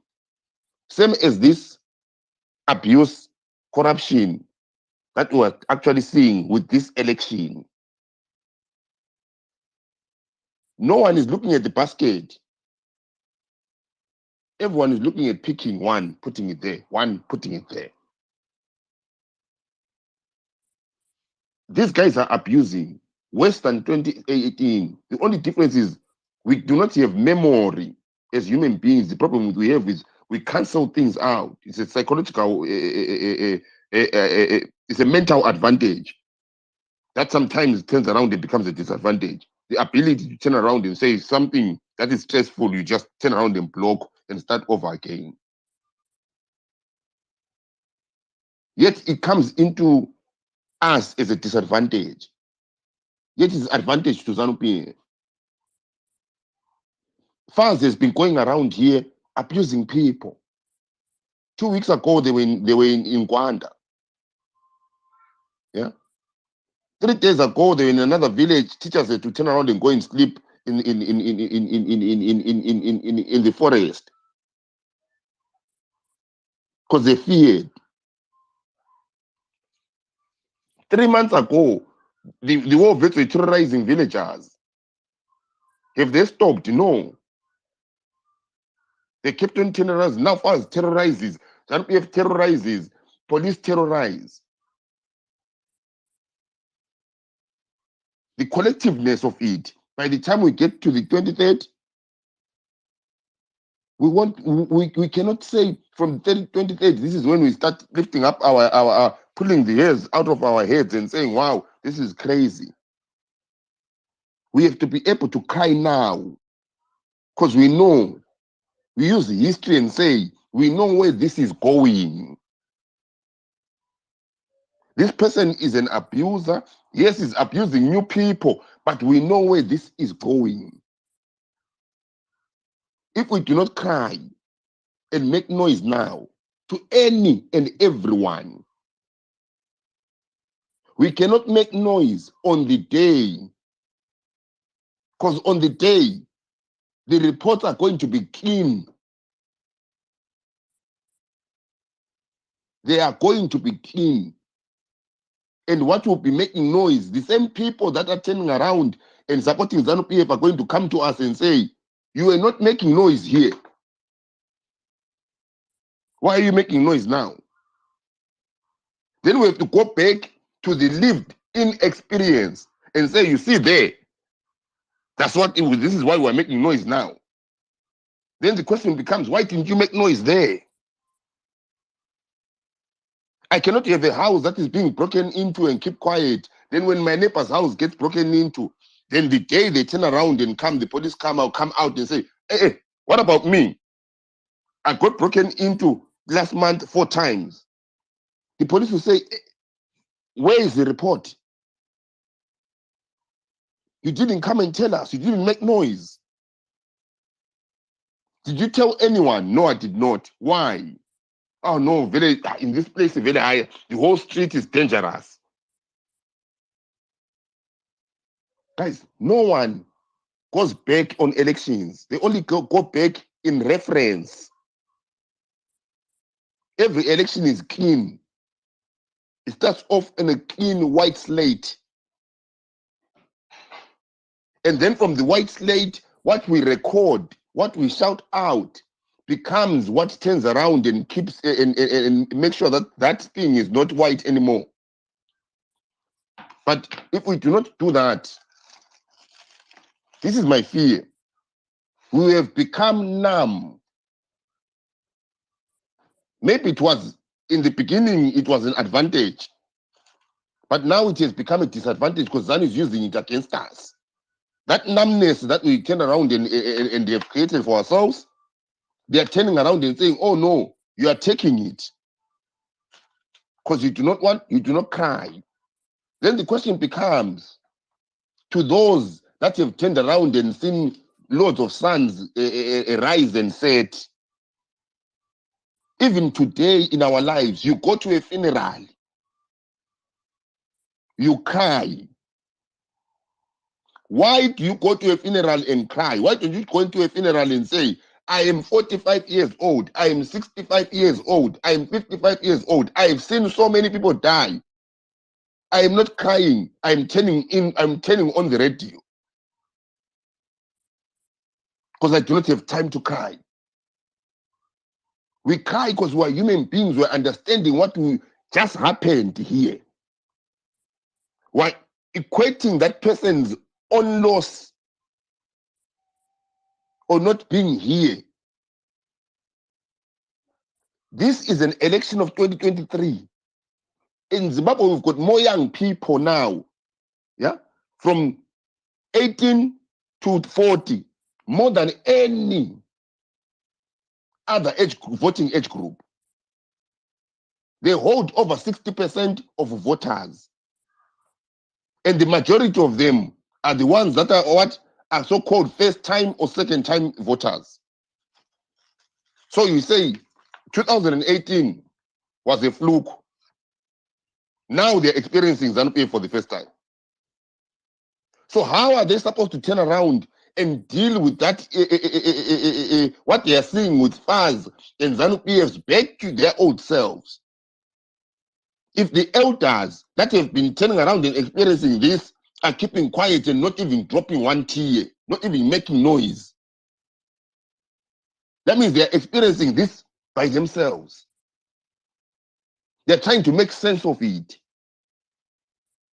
They're trying to cry and make noise, and the elders are turning around and turning on the radio and saying, no, we dealt with it. Even in Kukrawundi, what people experienced in Kukrawundi, that was their experience. What you therefore experience now, even they have to stand up and acknowledge that this is the first time of you being beaten up, being abused, being oppressed, and relate and say, we went through the same thing, but we understand your pain. What we're doing now with these 2023 elections is to turn around and illusion ourselves to the reality that is going on. Guys, FAS is terrorizing people out here. In every polling station, in every center that was people were going to check, FAS was there taking people's names, intimidating voters. Even if you're going to vote for the opposition in the rural areas, let's be honest with each other here. If someone comes to you and takes your name, You need to be an unthinking person for you not to go home and sleep without thinking to yourself, why do you think they're going, what are they going to use the names for? This is ZANU-PF we're talking about. They're not turning around and taking the name so that they can send you a thank you for voting card. It puts intimidation into the population. And if we do not therefore turn around and ask out the people that are outside, scream for the people that are inside that cannot scream. Therefore, I do not know people what we're doing. This Zimbabwe, therefore, we have to turn around and just give it to Zambia. Because now we've turned almost the same as ET. When ET, it reminds me of when ET turned around and I'll finish up with this. When ET turned around and went to the TV, when the TV station recorded him, turning around and presenting the mortuary and saying, you're not honora, you're not honorisisa.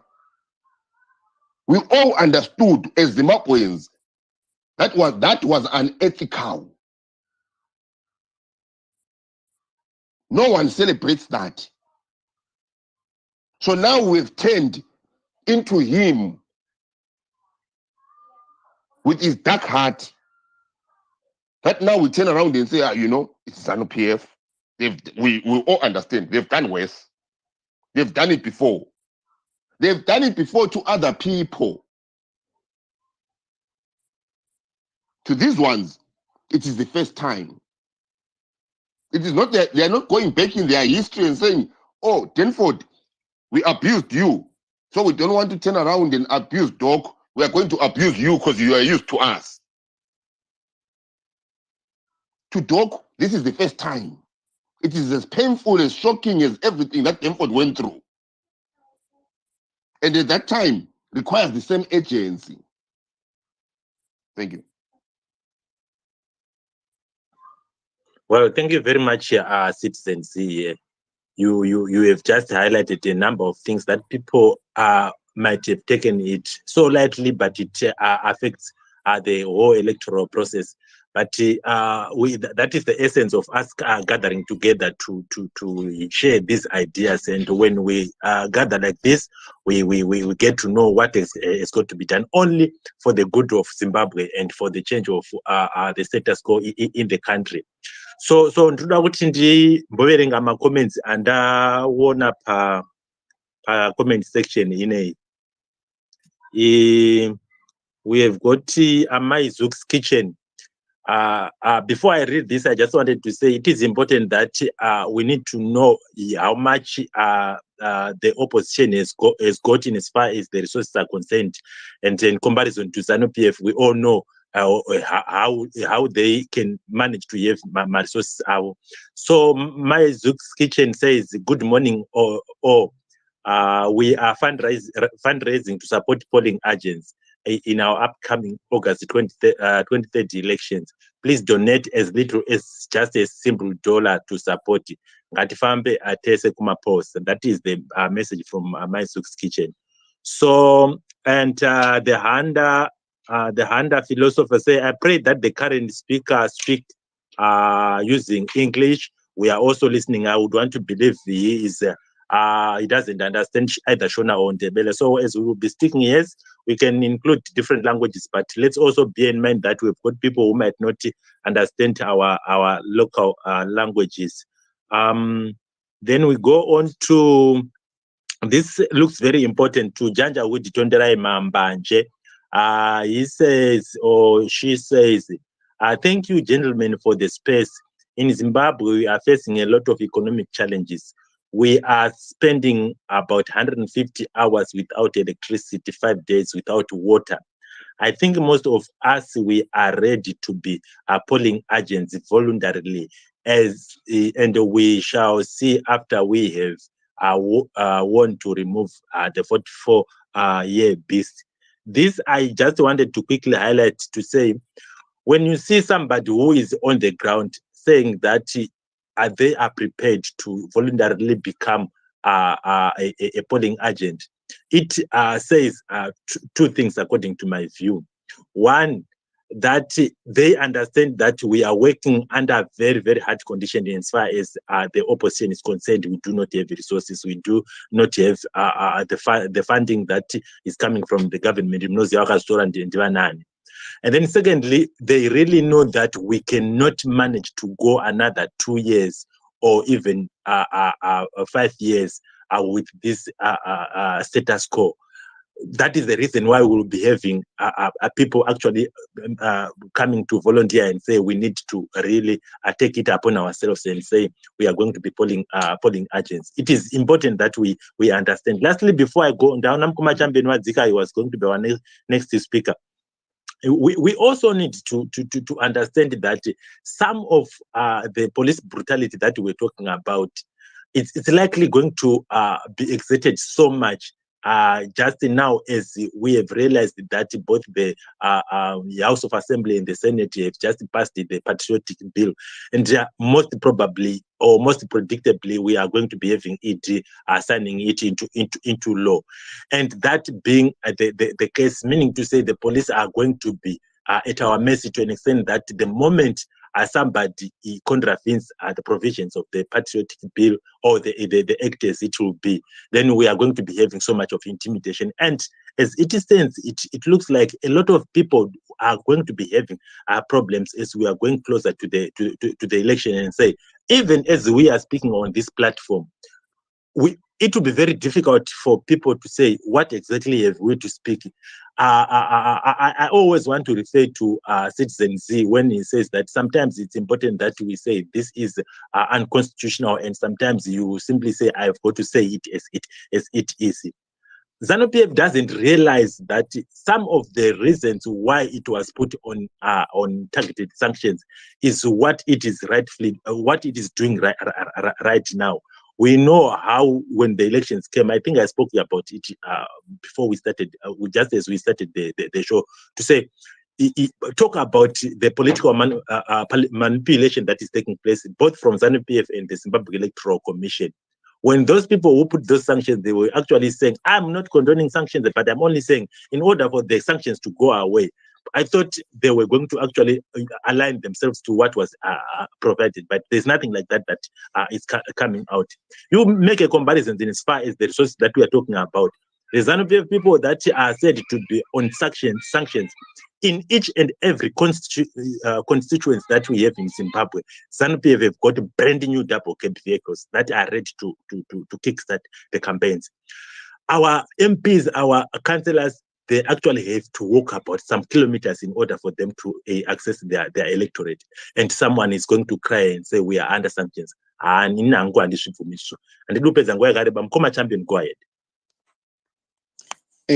Makadiko zvenyu vateereri, makadiko vaparuri vechirongwa, mukoma Denford na Dr. Maifa nevamwe vese.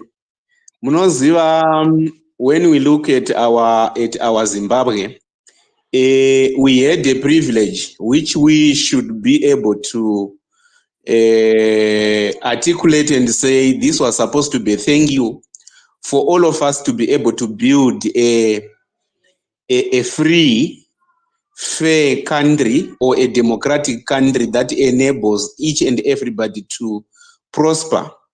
But the problem comes when we have got some little puppets who masquerade as a patriotic people, allowing this because to them what is important is money, not their future. What is important in their lives is to join the system, not to be able to reinvent the system and be able to say we should be able to build a country that we must be proud of, and that we must be able to say this is a growing nation. This is a nation of which, when we talk about it, we all feel proud. And guess what? We all must know before we talk much about police brutality, I think there are some of the things that we need to talk about as Zimbabweans comes from all walks of life. What is important at this point is to make sure that all these institutions that administer pain and brutality have been built by people who does not have the mentality of a growing and a thriving country.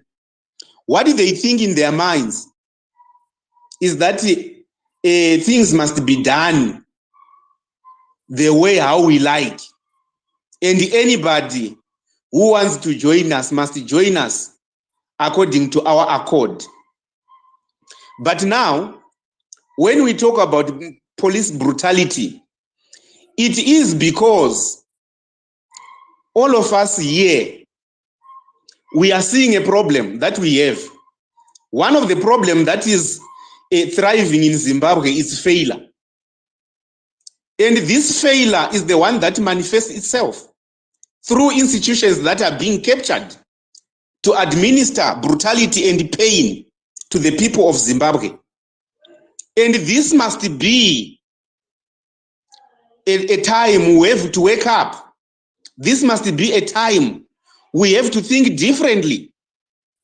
For the reason being that you mustn't be forced to choose whoever you want. To all those who believe in brutality, who believe in failures, like Emmerson Mnangagwa, who believe in failures, like Robert Mugabe, who believe in mediocrity, and who believe in incompetence, like Nick Mangwana, are the ones whom I'm talking about right now, to say, please wake up. Because tomorrow is going to be you who is going to be in that predicament. So, what is the issue? We must act on police brutality. Police brutality is not good to anybody. You are going to be a victim yourself, even though you are going to support them. You are going to be a victim too. So what we need people who are conscious enough, who knows that for a country to be built, it must be an institution that must be able to administer. So we need our institutions to be free of political capture. We need our institutions to be operating, because these institutions, they owe a mandate to us. They don't owe a mandate to ZANU-PF. They don't owe a mandate to the ghost of Mugabe, to the shadow of Mugabe. And the shadow of Mugabe in this respect is Emmerson Mnangagwa. We all know. So it is for all of us here to understand what is at stake, to understand the loss that we have been going through.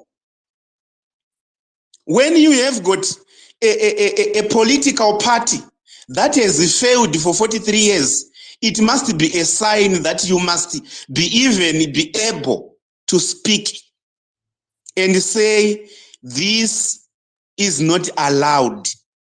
We need a country that must be able to grow, a country that must be able to function. Celebrating diversity, celebrating minorities, respecting rights of those who are in minority. Those who are disabled must be able to thrive. Those who are poor must be able to be happy. But when you see a country that does not have all those features, then you have to know that this is a country that is destined to go nowhere, not to go far, not to have a step, because there is no leadership to talk about. And when we talk about leadership, we are not talking of a leadership that beat its people because they failed. That beats its people when it sees that they are failing the economy. They spend much of their time talking about Chamisa as if Chamisa is the economy. They spend much of their time talking about CCC as if CCC is the economy. CCC is not a road. CCC is not a currency. Deal with issues that bring bread and butter to the people. And let's allow our politics to be politics of a competition of ideas. When you lose, you have lost. Because what I really know is that progress is being built by competition. But if you find a country where there's no competition, a country where there's no progress, a country that is reaching its detour, then you have to know that you don't have a country. Right now we are discussing, we are talking, but what comes to mind, a country is an institution. If a country does not have institutions that are independent, then there's no country to talk about. Where are we? We are just in a land. We are just in an island that has no direction. Right now, some of you can't claim that you are a Zimbabwean. Why? Because it's a sin. No one loves you out there. So this is a country of lost identity, lost leadership, where brutality thrives, where voter intimidation thrives, where unknown organizations that does not have mandates are being found in police stations. Who are they? What do they stand for? What is FAS? You would find yourself in this situation where someone will be praising manipulation of voters' roll. Someone will be praising the falling of a dollar, the falling of anything. Why are we in such a state? It's because of failure. So police brutality in Zimbabwe, it is a manifestation of failure by those who are in power. You like it or not, they are your taxpayers or they are your masters. They are even putting you on a payroll. Understand this, my brother and my sister. Whenever you are being given a pay for unproductive propaganda on Twitter, on Facebook, on WhatsApp, then you have to know that you don't have a country to talk about. You are on an island that has no direction. So police brutality must be condemned. Failure must be condemned. And it is upon you. When you choose a leader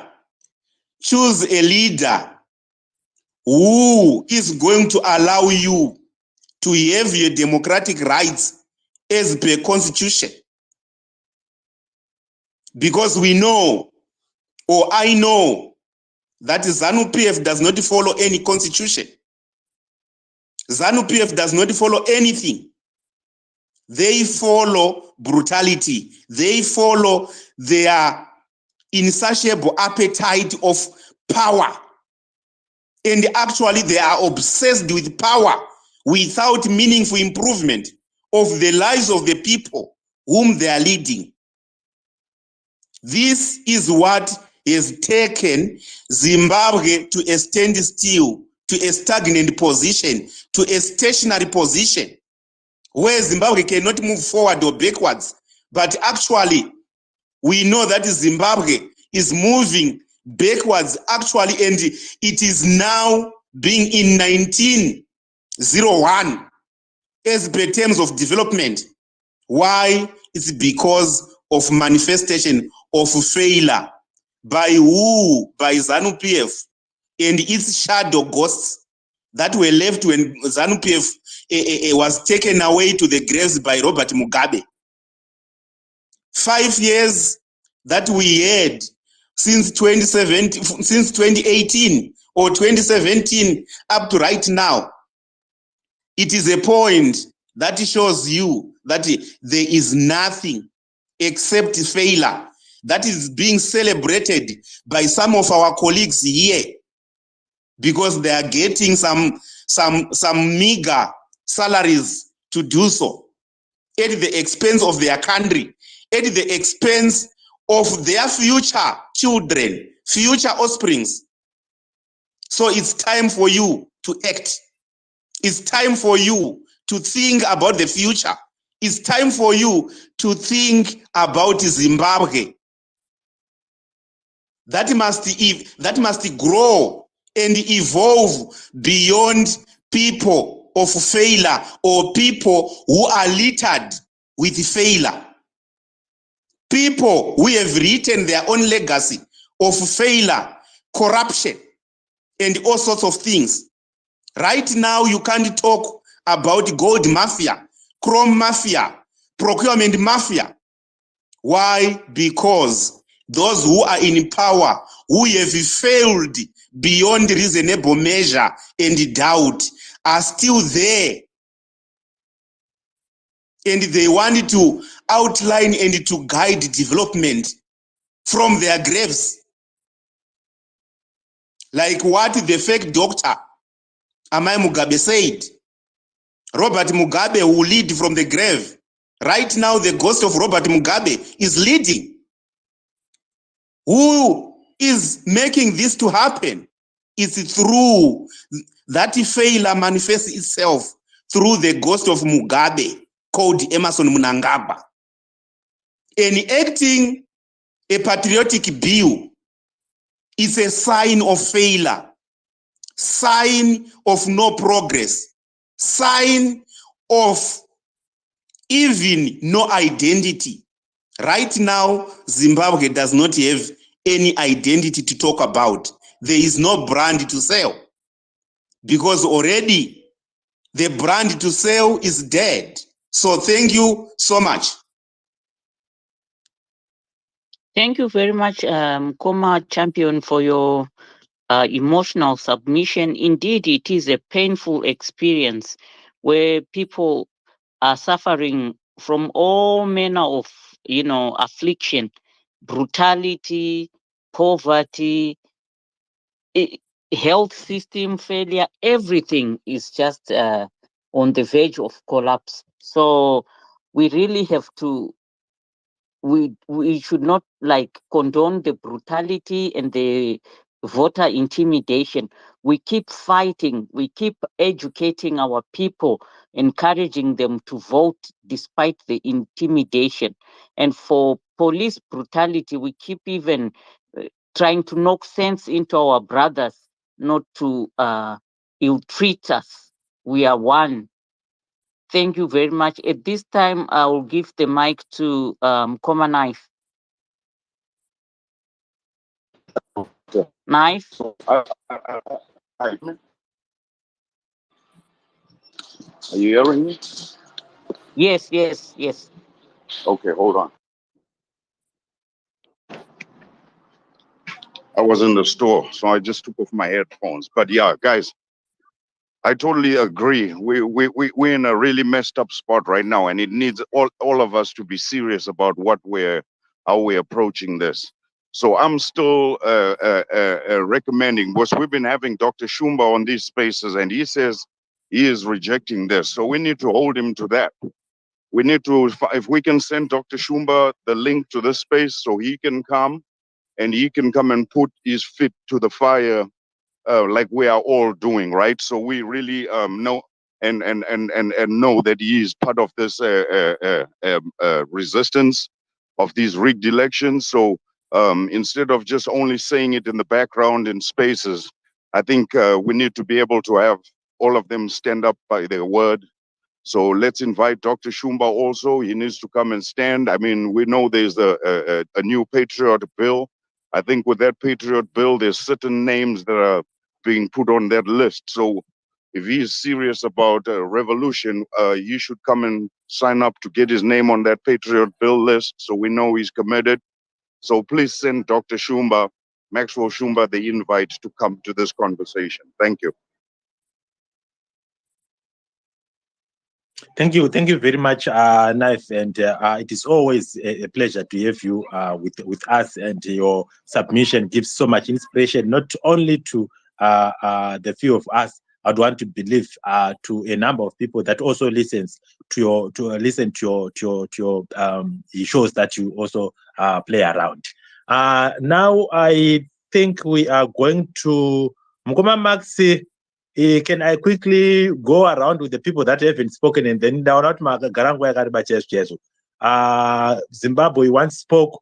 Let's have also Nkoma Jabulo. We then go to Dr. Diamond. Thank you. Hi, good afternoon, guys. I'm hoping everyone is okay. Let's continue, especially with such a space that seeks to educate, to inform, and to get ready the people, so that when we go for elections, people are ready for what is about to happen in Zimbabwe.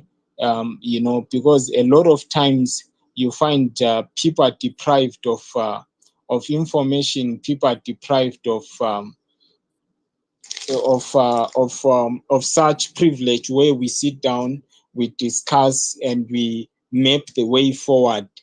So I'm very much appreciative, especially of these Twitter spaces, and also of you, Mkoma Denford, of coming up with a topic that people can discuss on, especially pertaining to the elections.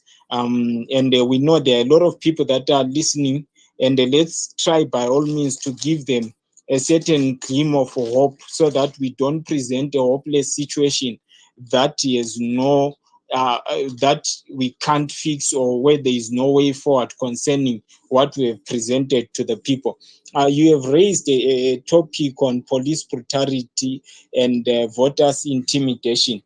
We have seen this one, Mkoma Denford, and you know one thing about ZANU-PF. ZANU-PF has never changed its tactics.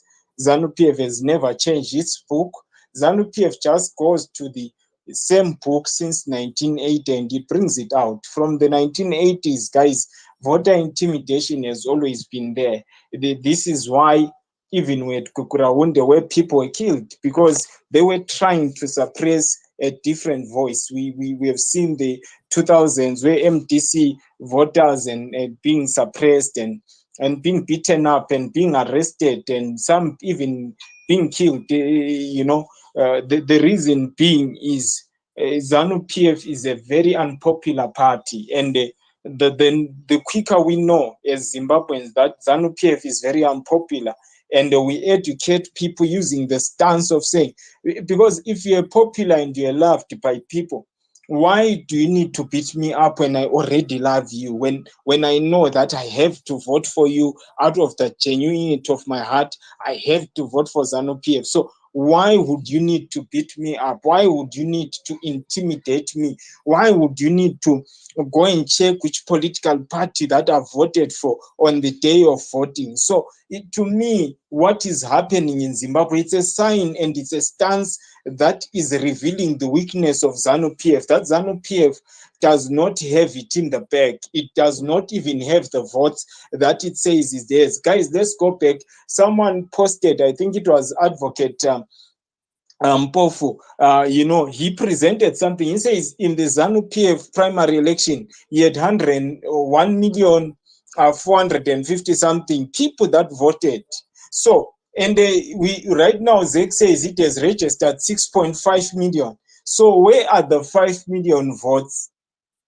Where are the 5 million votes? If ZANU-PF's primary election all of it consolidated together only at 140 something, or let's say 1.5 million people. Where is the 5 million people? So right now ZANU-PF is in a panic mode. This is why they are trying to get ready, setting up their training agents. They are doing everything that the opposition is not even trying to do. Why is a party that is claiming to want to attain 5 million votes panicking when it has it in the bag? Like most of the ZANU-PF comrades will say, no, we have it in the bag. So if you already have it in the bag, where is the panic and why are people being brutalized? So to me, we need as Zimbabweans to be able to read the signs and understand from the signs what they mean.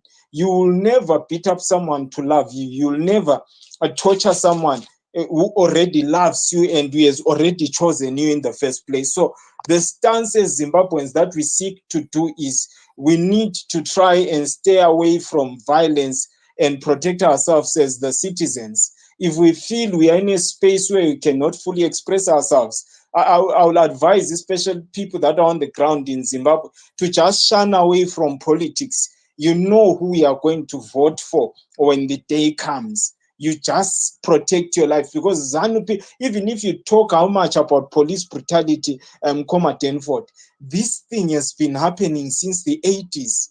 Police brutality didn't start when Triple C was formed. Police brutality was there in the 80s. People were being arrested.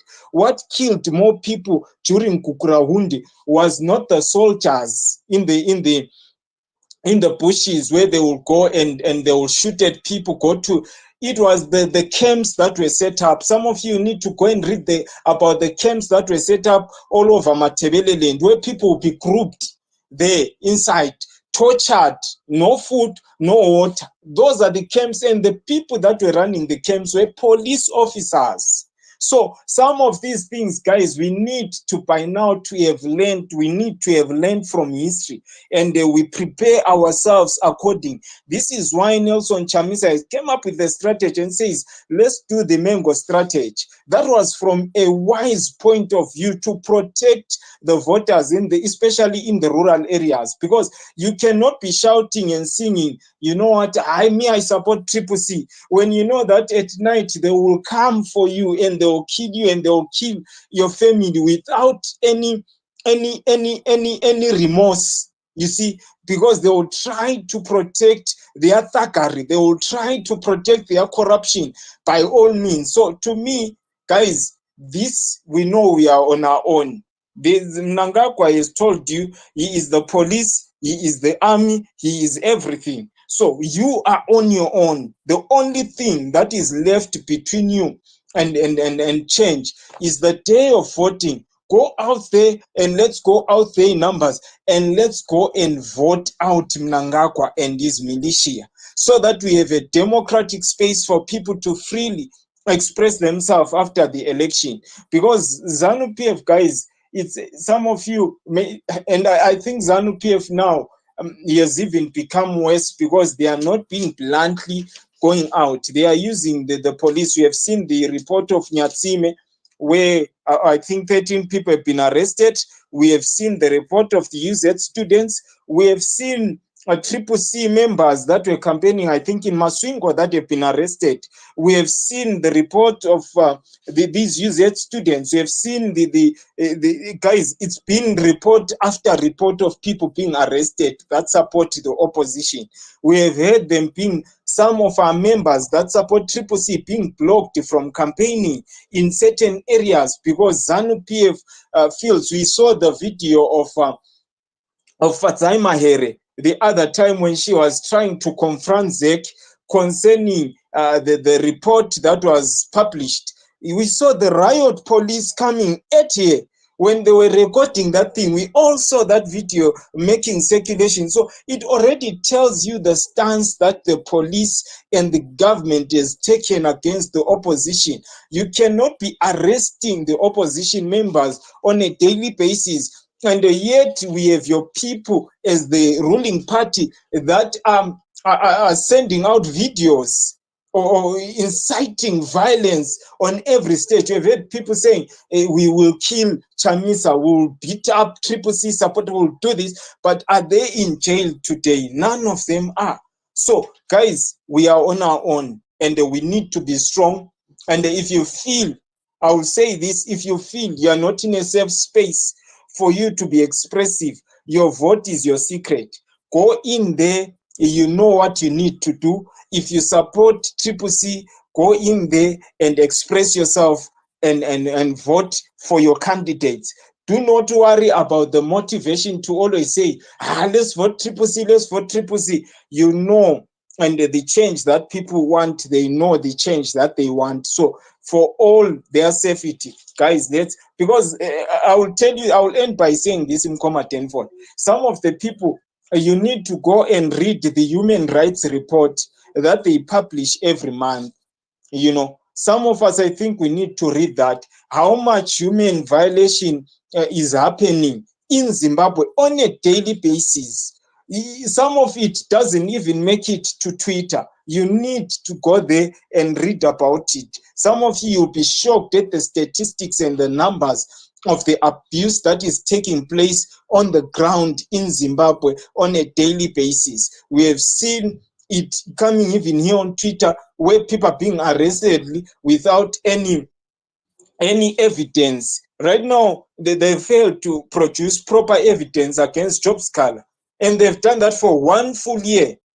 So you cannot tell me that this is not brutal, this is not the violation of human rights. There is no evidence that they have against him, but still they've held him without evidence. They've denied him the bail. They have denied him everything. So one of the major things I think we have to do as Zimbabweans, we have studied the environment. We have seen that the environment is hostile against us. So let's tread there, and let's tread very careful, because each and every one of you is in this space who is a registered voter, and those that are at home, we need them in numbers on the 23rd of August. We need them to go out there and fully express themselves on the ballot, how they feel about the current government. And we need people, even those that are at home and even those that are already abroad, that will be there on the 23rd.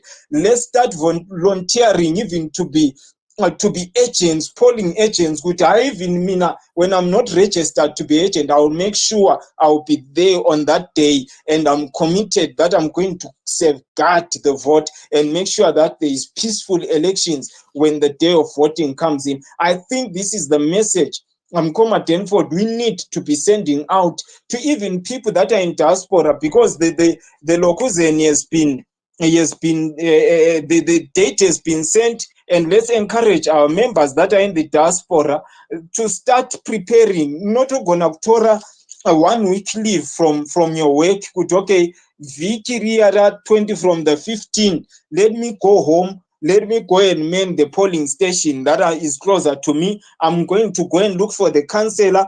I'm going to look for the MP, and I'm going to put myself up for voluntary work with what needs to be done. Do they need men work? I'm available. I'm going to man this polling station so that there is transparency. Let's go out there. Let's defend the vote. Let's encourage people that are in the diaspora to go out there even in numbers, and let's send a clear message to the current government.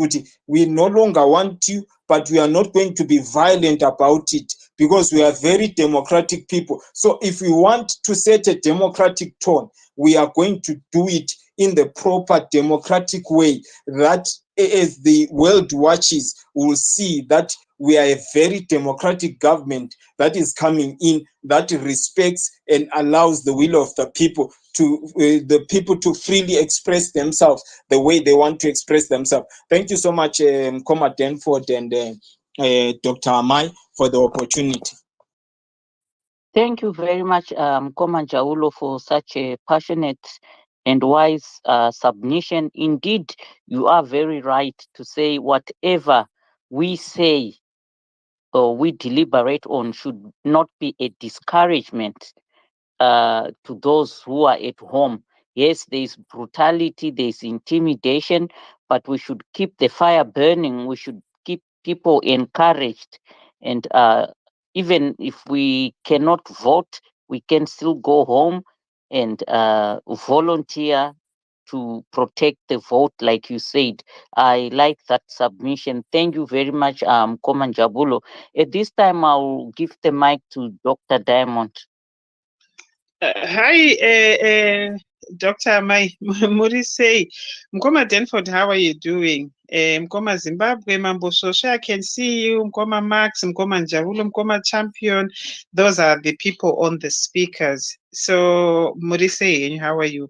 And Warikuma listeners, how are you doing? We appreciate you, Mkoma Denford and Dr. Amai, for being consistent with opening spaces where we discuss issues like this.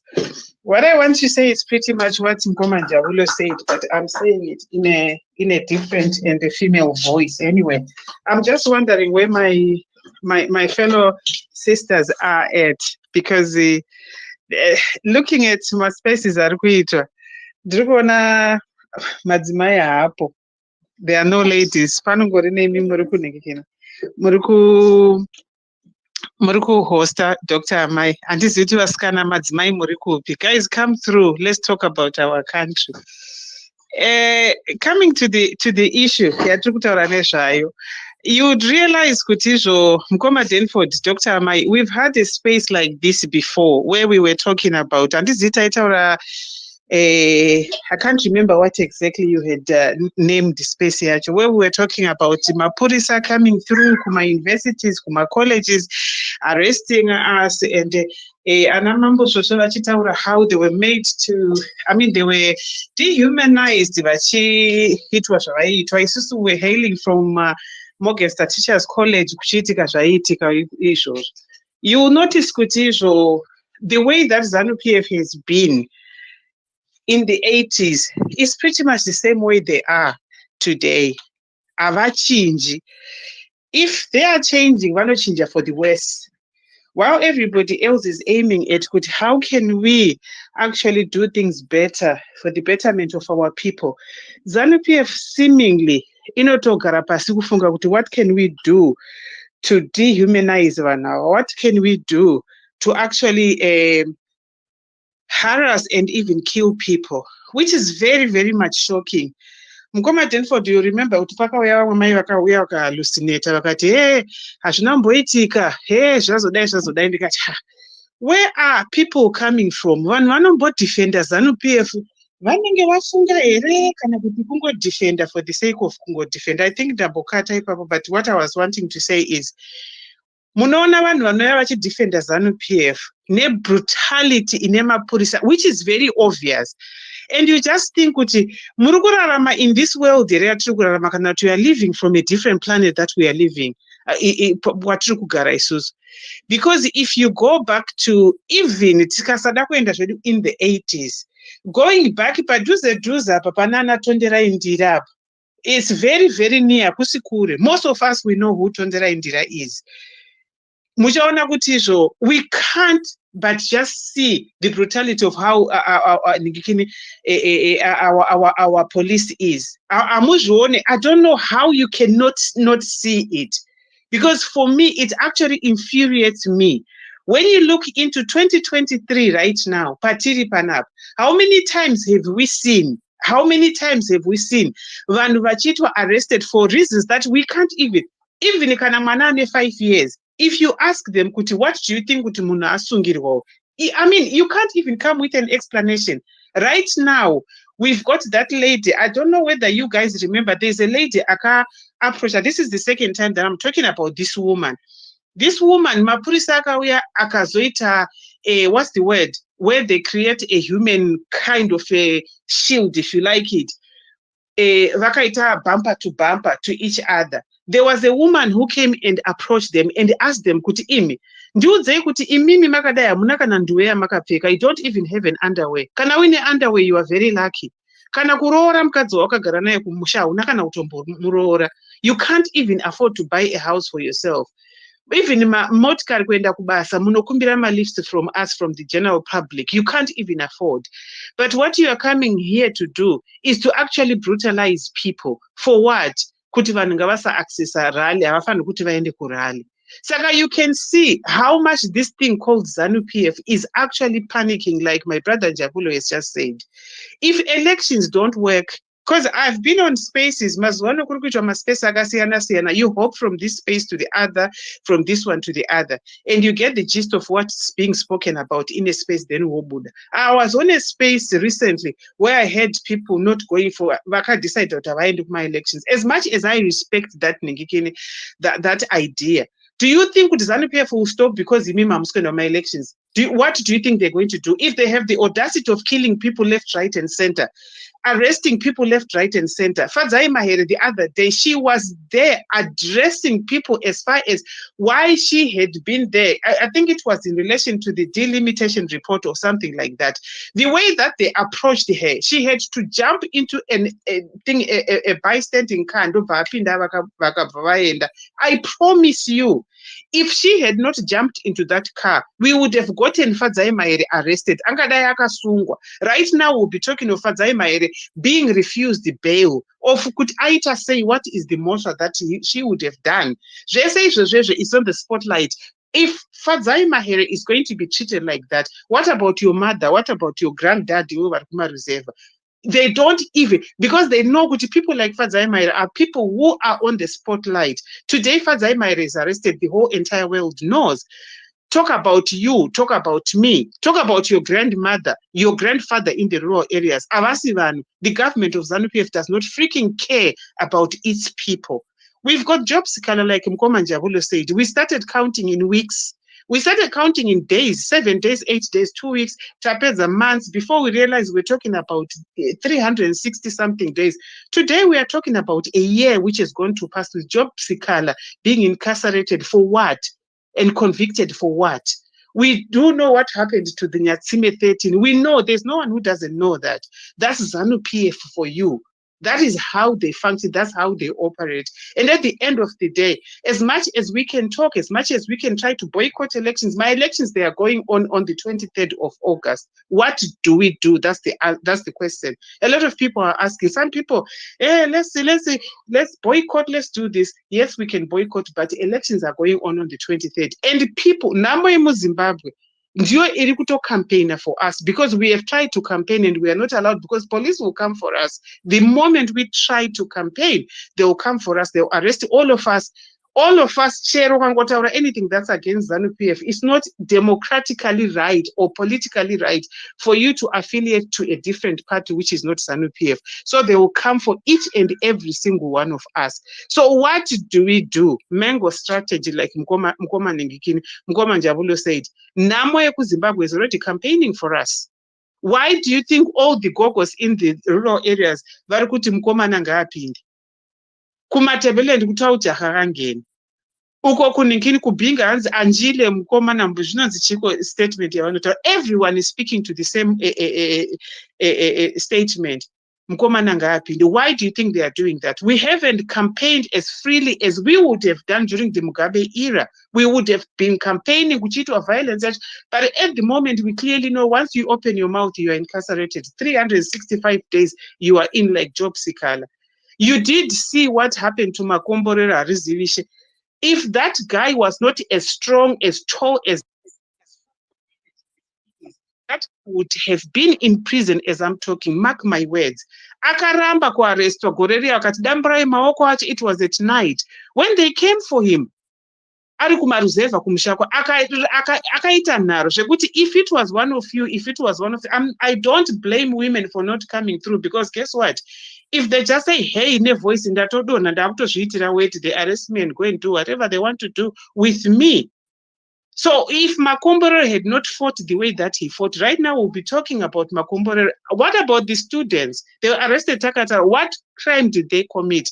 Why are they being denied bail? All that we talk about, it seems like ZANU-PF avatombo, as long as icho chingwa chiri pa table for them. And all we are saying all this while, And I'm on record saying, we just want a functioning Zimbabwe. That's all we want. We're not asking if you are drug cartels, if you are whatever. I don't freaking care. What I care about is let's have a hospital which is functional for everyone. If my grandmother who's got blood pressure, vachida mapirisi ebp, ngavaende paclinic here down the road, vainontora mapirisi awe blood pressure. If my sister gets pregnant, she wants to go and Nyoresa, let's say go and Nyoresa and deliver a baby safely. That's all we are saying. Let there be cancer machines that will work for everyone. Let's have a social welfare system that is functional for everyone. Let's have my roads, my death traps, like the death traps that we have in our country. That's what we are saying. But guess what? It seems like we are asking for something that is out of this world. And when you dialogue with them on these spaces, have you heard them talk about these things called sanctions? And I'm thinking, do you even know what these sanctions are all about? Do you know about sanctions? We've sat on spaces over and over again. We've had people coming to explain about sanctions in layman terms, so that kana uri daft, if you are such a dunderhead, at least you can catch one or two things. But 2 seconds after that, you see a dunderhead coming and putting through argument, yema sanctions. Did you see where Monica Mchangwa and the husband are right now? In America. But iwewe ingotaura chete America or even see it kana kuti Chamisa akamira pasaiti pemurungu. Hey, my sanctions, they are begging for sanctions. So what's Muchangwa doing and the wife in America? If Varungu were that bad. So what I can say is with our voices like this, let's encourage our people, because my elections are kuitika on the 23rd. Takaudzwa nemukadzi uya kuti there is nothing short of an earthquake in stop my elections. They're going to happen. So what do? We just go and vote, because Namo Yamu Zimbabwe has actually taught us Kutisho try for the past 43 years. We need to change. It can happen. They work my elections. If they didn't work, ZANU-PF wouldn't be shivering. That's why they are acting so irrationally like the way they are right now, because elections do work. That's one thing that works. And we vote in our numbers, we protect our vote as much as we can, and we can then address whatever comes after during that time. We will cross the bridge when we get to the river, or we will cross the river when we get to the bridge. But we need to walk towards the river to get to the bridge, or we need to walk towards the bridge to get to the river. So elections, Aka proclaim, they're going to be there on the 23rd of August. Fact. What do? We keep on keeping up with what we are doing, the way that we are actually mobilizing each other. Those that can to go and defend the vote, let's go and defend the vote. Those that can go, I know there are a lot of people, I've spoken to people who are registered to vote, but diaspora, let's go and do it, those that can. Let's speak with our people, because it takes us. We are so many. Have you seen when Tafadza Mugwadi tries to post whatever he posts? See how much CCC people come. It means Takato and Disashikutodaro, and they know us. No matter what they may try, but we are there. Dosaka mkuru wa wakazoti endai ku social media iko kumuna warakasha, because they know kuti we are here. And they know they can't do anything. It's our data, my phone edu, my computers edu, but as much as we are also doing that here online, let's talk to our people, because my people understand my voice better than yours, Njabulo. And Njabulo, your people understand your voice better than mine. Let's speak with our people. Let's resource this struggle, because the struggle yacho ndedu ndevanhu vedu. Anamai vedu ndo vari kufa kumaruzeva, anambuya vedu ndo vari kufa. They are the people that are dying on the ground. It's also we are tweeting, we are speaking from the comfort of our zones, of our homes. And most probably we will not, people of my generation, we are not looking forward to Chembera Zimbabwe. It's done, it's a done deal. But we are looking at the generations to come. We can't keep on keeping up with this stupidity of doing the same thing over and over again and expecting to miraculously change. We need to act proactively so that we can safeguard Shatina Zimbabwe. That's our birthright. Kumusha kwedu. Every single person Aripana Papa space, we are here because we love our country. As much as these Zanois can say Mazizi, Kanauti CCC, or even any other political parties that are against ZANU-PF don't like our country, we are so patriotic, we love our country. We would be proud of our country if it went back to being the breadbasket of Africa, the way that it was before. That's how much we love our country. If we didn't, we would be fine wherever we are, because we can afford to send our parents a few hundreds of pounds then they will be fine. Thank you very much, guys. I do appreciate your time. Thank you. Thank you very much, Dr. Diamond, and your submission actually gives the resonance to what is happening onto the ground. When you gave an example of that brave woman who went to the police men who were making a shield and speaking to them directly into their eyes. And it is supposed to be one thing that most Zimbabweans should do. And I remember that incident took place in Marondera when we were having by-election campaigns. That woman was brave enough. That's exactly what we want. The only thing that people have got to know is the problems that are in Zimbabwe are the ones that would cost everybody to either use the resource that they have or to quickly go to the vote and vote after voting and defend the votes. The issue to do with going to be polling agents on a voluntary basis, I'm telling you, it is something that is an innovative idea that people should really contemplate, especially people who are in the Southern African region, close Botswana, Zambia, South Africa, different parts. You can just take your 2 weeks or so, even a week, and make logistics. I wouldn't want to believe somebody who come from those places would want to also use those resources. So let's say, make logistics. Those who can do it can do it. If you are not registered, If you are registered, then that would be a double blow, double kick to ZANU-PF. You see, go and register at the same time as you become a polling agent, protect the vote. That's important. Regarding pemkana uno kuna chief svosve vaenderera mberi nokutaura kwavo, then tozopa Zimbabwe and knife. Thank you. Thank you, my brother Denford, Dr. Amai, all the speakers here, and everyone here. I think I already answering the question that Dr. Amai and Denford are asking. Police brutality, voter intimidation. Just by being here, just by having these kind of spaces, we are already providing a solution to what we can do about police brutality, because we can't stop police brutality. There's nothing that we can do about it, because for you to stop violence, you have to exert more violence. As a party, as citizens, it's not our philosophy to do that. And we also don't have the capacity. That's the honest truth. We don't have the capacity to match ZANU-PF pound to pound when it comes to violence. So what we can do is to have these spaces talk about the intimidation, so that we try to get around the issues of police brutality and voter intimidation. We empower each other. We give each other education, what we can call voter education, and we publicize what the police are doing, what ZANU-PF is doing, so that everyone knows what is going on. The international community need to know that this is what is going on in Zimbabwe. These are the Mnangagwas, the officials in ZANU-PF that they invite in international meetings.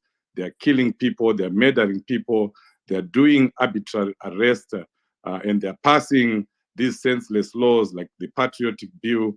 We need to make the United Nations know. We need to make SADC, as much as we say it's a toothless barking dog, but for the records and for record purposes, they need to know what is going on. And I think we have done that, but we can do more. Have more petition our home countries where we are living, the British government, the Americans, anyone who cares to listen to us. They need to know what is going on in Zimbabwe. Have more spaces like this so that people know what is going on in Zimbabwe.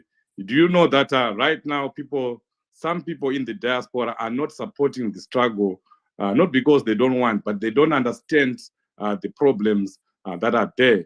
So the more we have spaces, the more we have people talking about the situation in Zimbabwe, the more we have people understand what is going on, and the more people will be more willing to support what is happening in Zimbabwe, our struggle. So I know a lot of people have already said a lot about what needs to be done in as far as police brutality is concerned. Burumango approach, as Dr. Diamond was saying, it's a strategy that we can talk about, because in dealing with this issue, there are some strategies that we can't talk about that the party are implementing, will always implement, and they're implementing in this 2023 elections. But there are some strategies that we must talk about. There are some strategies that can only work when they are publicized, when people are educated about them. And one of them is the Burumango strategy. And it just did not come. You know, there was research that was done by our elections department, by our organizing department. Remember, previously we used to, actually target in our, say, I can use the word foolishness. We used to target the people that would go to ZANU-PF rallies, attend ZANU-PF meetings. We even targeted the people that took the farms when there was the land redistribution program, because those people were associated with ZANU-PF. Receiving something from ZANU-PF was seen as you being aligned to ZANU-PF. But after that research, it changed, because we actually saw that we lost ground. Now we have resettlement areas that are full with ZANU-PF people. But if we had allowed our people to take those farms, to take those resettlement areas, we'll be having a mixture of CCC or MDC people and ZANU-PF people. So after seeing that, we said, let's use the Burumango approach, go to the ZANU-PF rallies, take, when they come with T-shirts, take the T-shirts, wear them, go to their meetings, go to their rallies, even here in the groups. We are no longer afraid of being targeted if you are seen in a ZANU-PF group, because that's the Burumango approach. Get in the group and hear what they are saying, even post what you want to post in those groups. If it is in the rural areas, kanakoya chibage, tora chibage, kanakoya mari, tora mari yacho ujge. If they come with maize seeds, it's your money, it's taxpayers' money, use that. And when they invite you to a meeting, go to that meeting, but inside, you'll be knowing that I'm just going there so that I'm not targeted, because ZANU-PF used to just say, okay, we were at the rally yesterday at the growth point. You didn't go because you support CCC, or because of that, we take it that you do not support ZANU-PF. And those people will be targeted, their houses burned down, they'll be beaten up. But now, it's now our duty here, the people in the diaspora, and of course, those in Zimbabwe, to tell our parents, to educate our parents, and tell them that this is what you can do. And it works, and it's working even now. Supporting the victims will be my number 2 submission of what we can do to get around police brutality. Let's support the victims of police brutality. If they burn down a house, as citizens, let's come together, let's rebuild that house. I know the same thing was done with the people in Nyatsime. There was a fundraiser that was trying to repair the houses or rebuild some of the houses that was destroyed. Onyeninguwe died and he left children. More Blessing died, paid the ultimate sacrifice in this struggle. Mr. Tuesday, all those people have children, they have relatives. Let's try to get to them and help them. And Amaindira and Zamara, those people. So what it does is it strengthens the people. Where ZANU-PF will be saying, Unofira Mahara, look at what your CCC is doing. No, your child was beaten up or your child was killed. Did you see them? But they'll be seeing us now. We'll be supporting them. So the people will know that if I am arrested, if I am killed, my family is going to be taken care of. So that's one thing that we can do even here in the diaspora. Let's look out for our victims. And it works. That's the reason why you're seeing ZANU-PF will be trying to, put the wedge among us, saying CCC is neglecting Honorable Job Scala.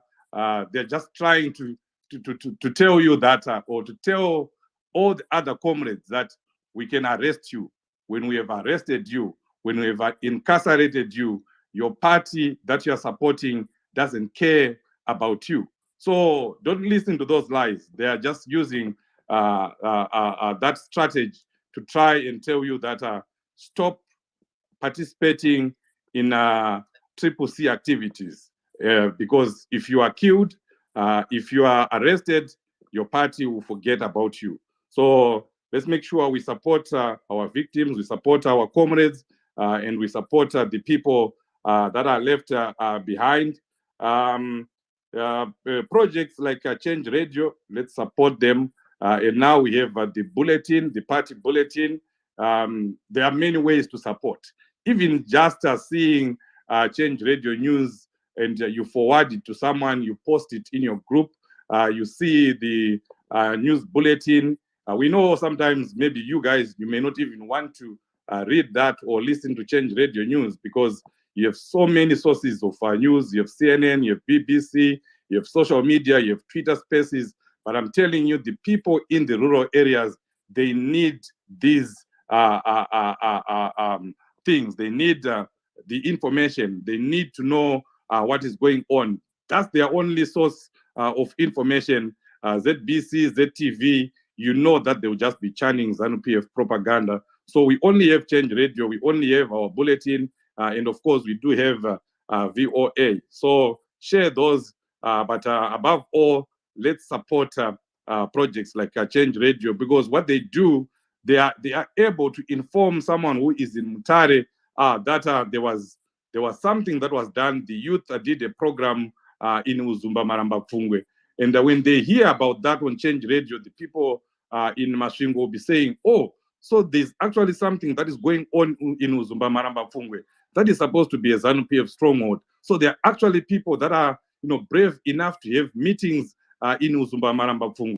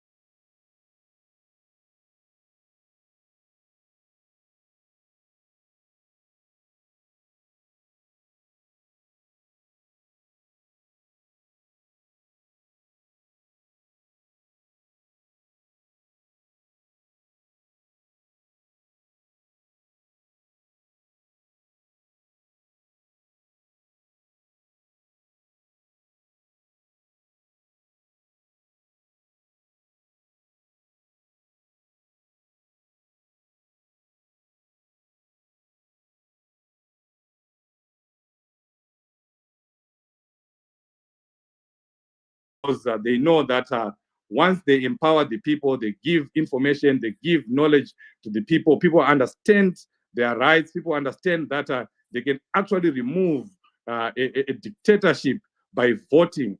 And once people are empowered to that extent, ZANU-PF will be a goner. So ZEC will never do voter education. Even though they have a budget, a big budget for voter education, they will not do it. You're going to see 1 or 2 flights that they're going to do, when we are about to get to the election.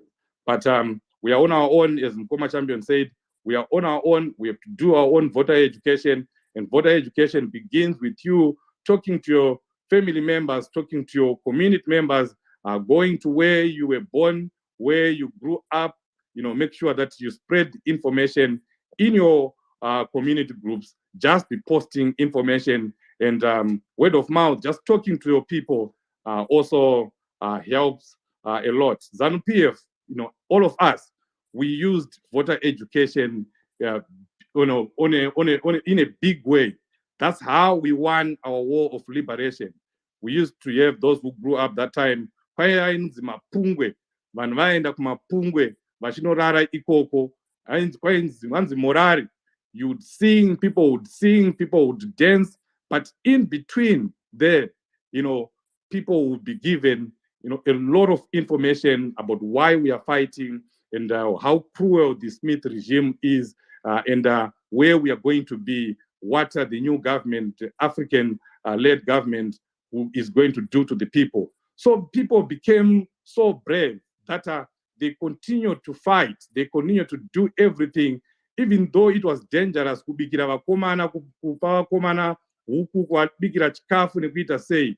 Our mothers and our fathers continued to do that because they had been given the information. They knew why they were doing that. Yes, they were afraid, but they overcame that fear by, that fear was overcome by, the information that they got. So that's what we need to do right now, Kumaruzeva.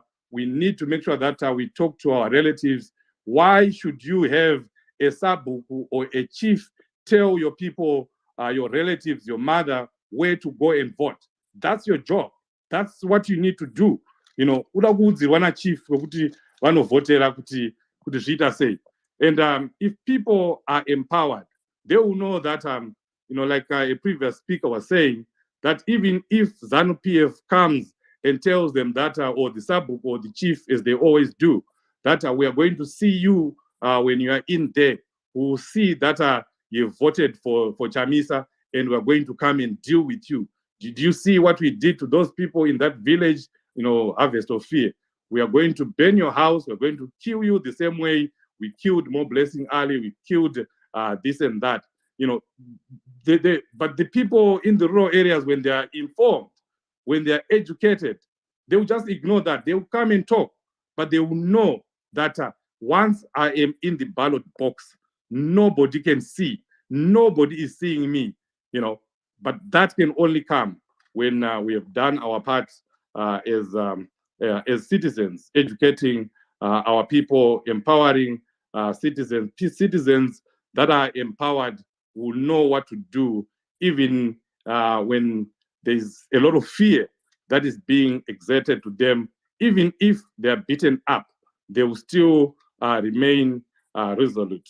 So as I conclude, all I can say is citizens, the last thing, our last line of defense when it comes to police brutality, voter intimidation, is ourselves, our unity, the spirit of oneness, the spirit of togetherness. Let's remain one. Let's work together. We are all working for the same thing. I'm saying this because I've seen what is happening right now during our candidate selection process. You see a lot of vows being exchanged in our WhatsApp group simply because the person you wanted to be MP has not been nominated, or the person that you didn't want to come back as member of parliament or as councillor has been brought back again. And then, of course, we talk about the process. We talk about, what could have been done, what is not working, what is working. and the unfairness of the process. Some will be saying that, and these are our own people. It is CCC people. That's one thing that that caused us to move away from having structures. The people fighting, the infighting within the people. In any process, champions, in any process that we have, even if we're going to have primary elections, there were going to be disgruntlement. There is never a perfect process. So even in the process that we have, which I think is the best, in terms of giving people power to nominate their candidates, we are still having issues. But when you have those issues, let's know what to say in the public arena. There are channels that are there that you can, people that feel that they were unfairly treated. There is a process. You can appeal to the commission, and your issue will be heard. I saw it happening in Bulawayo. It's working. Some people were actually disqualified. Do you know that in Bulawayo there were over 25 councillors and members of parliament that were disqualified? By who? By the commission. So it means that process is working. There is a process that is working. So why not use that instead of putting all our information, washing all our dirty linen in our groups, demoralizing each other, demoralizing the people that have just joined the party, that want to support us, that we're educating, that are here. So let's remain together, folks. Let's fight this.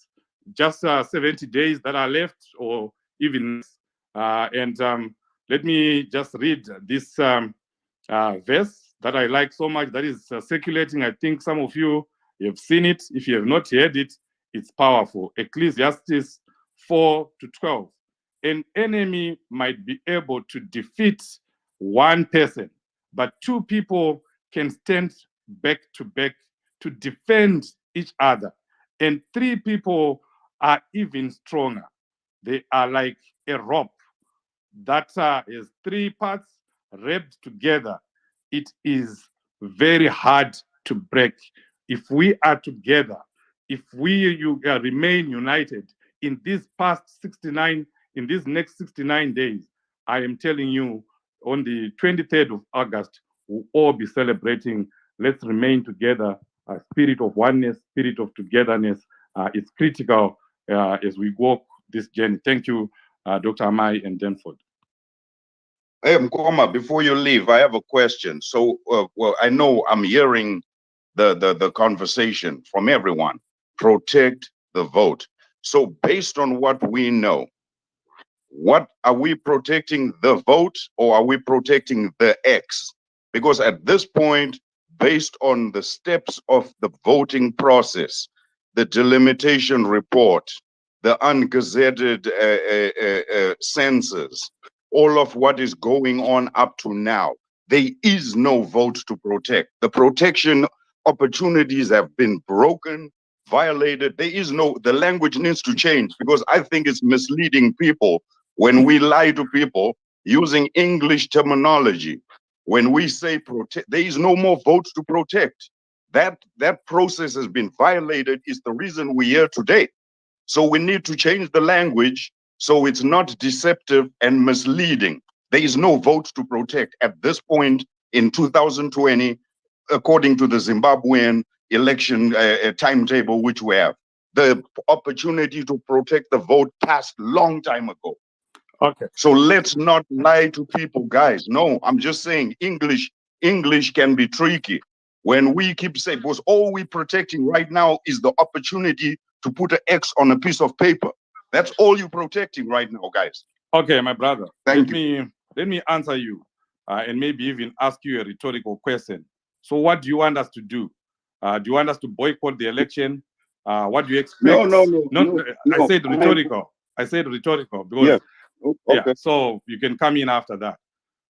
ZANU-PF, my brother and everyone here, is never going to lay the red carpet for us so that we walk into the State House giving us roses on the way and maybe hugs and kisses. They will never do that. They've already told us, they said it in so many times, that they are never going to reform themselves out of power, and it's not going to happen. The party has done the best that it can, If I can tell you that the people in the elections department have not been sleeping for the past, I don't know how many, trying to come up with documents, writing letters to ZEC. You saw Fadzai Mahere and Ellen Shiriedenga going to ZEC, challenging them. How many court cases have we heard about elections? The party has done what it can. Of course, we could have done more, and we can still do more.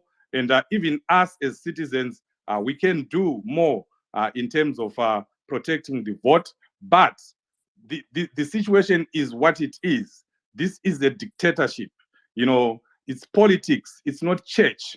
We can't expect ZANU-PF to do it for us. We have to do it ourselves. You heard, about the terminology that the dictator will never voluntarily give you the freedom that you want. The oppressed, the people that are oppressed, the citizens that are oppressed, will have to demand freedom from people.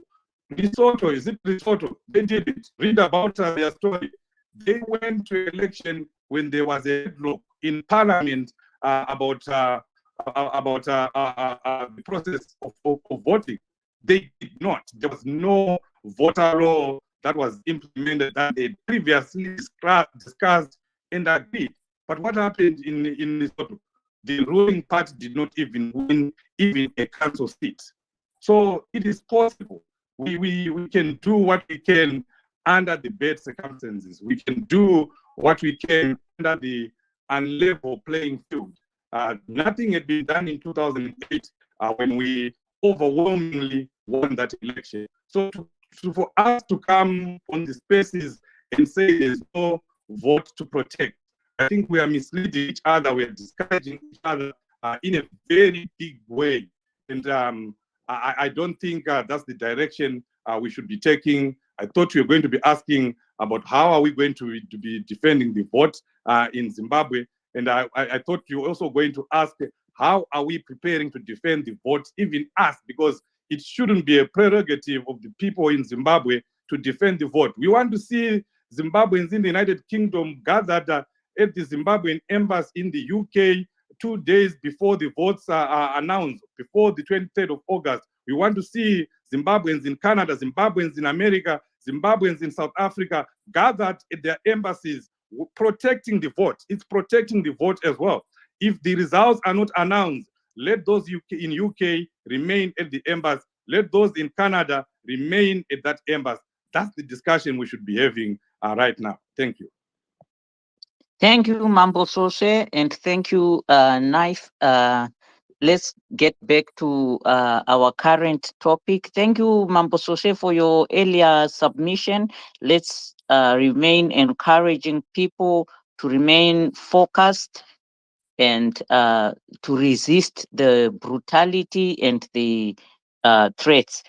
Because of our time, we will not be taking new speakers, but we'll deal with the speakers that are currently on. So let me quickly give this time to Salani, and if we could do at least a maximum of 3 minutes each, so that we also give time to kiddos, and then we wind up our discussion. Over to you, Salani. Oh, thank you so much, Dr. Maifa and Denford, Sister Diamond, good to see you. You see, when I see my people, Diamond champion, Zimbabwe, I feel welcome. I have to look at who's on the speaker's podium first before I even grab the mic these days. I don't know what's going on. Because I've got, you know what I'm talking about. But, when I see a space like this and you're talking about it, it's a topic that is really close to my heart. I felt I want to tell you about the experience I had on this general chat. It was last week.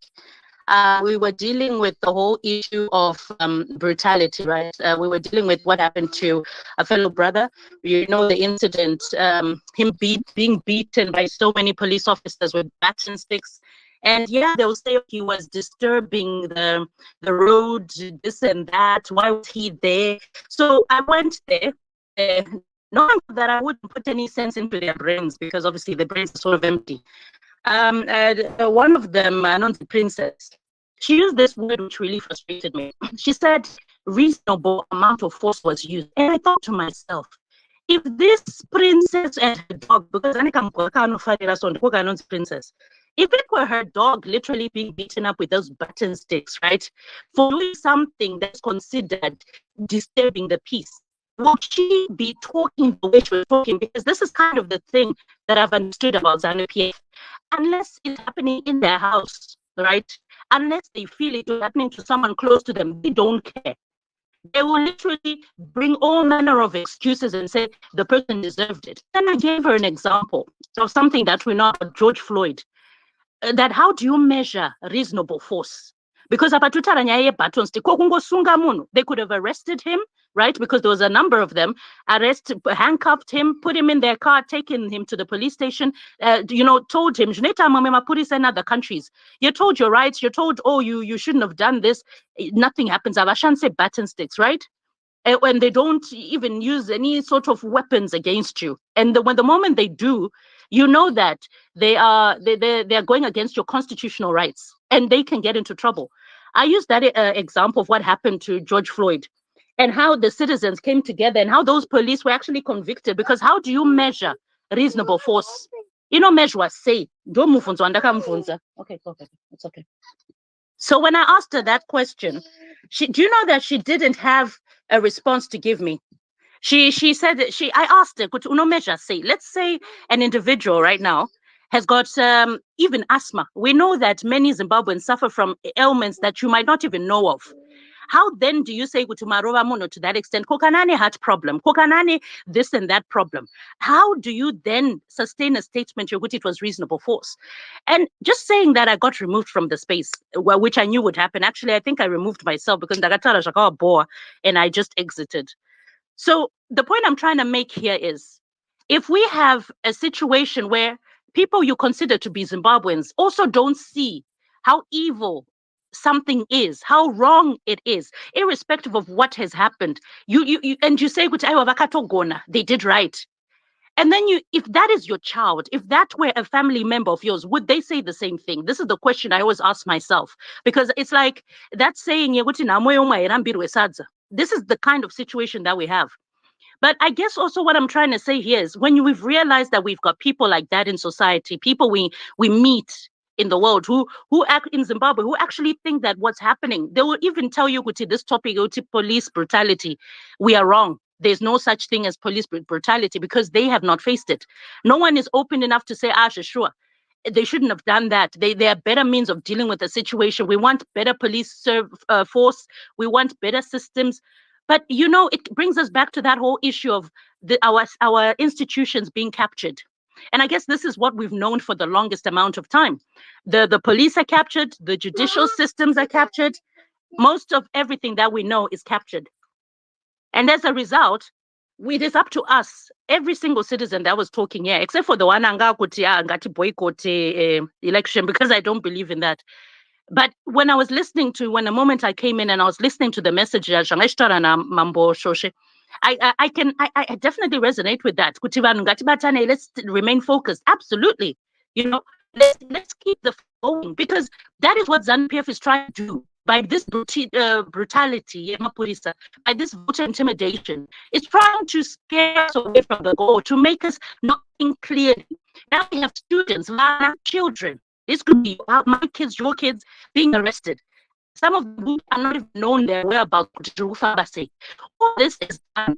And imagine, because they were asking simple question, a job scholar, he's been arrested for so long. And for real, he has. Who doesn't know that? Even the people that don't know that he's been incarcerated for so long.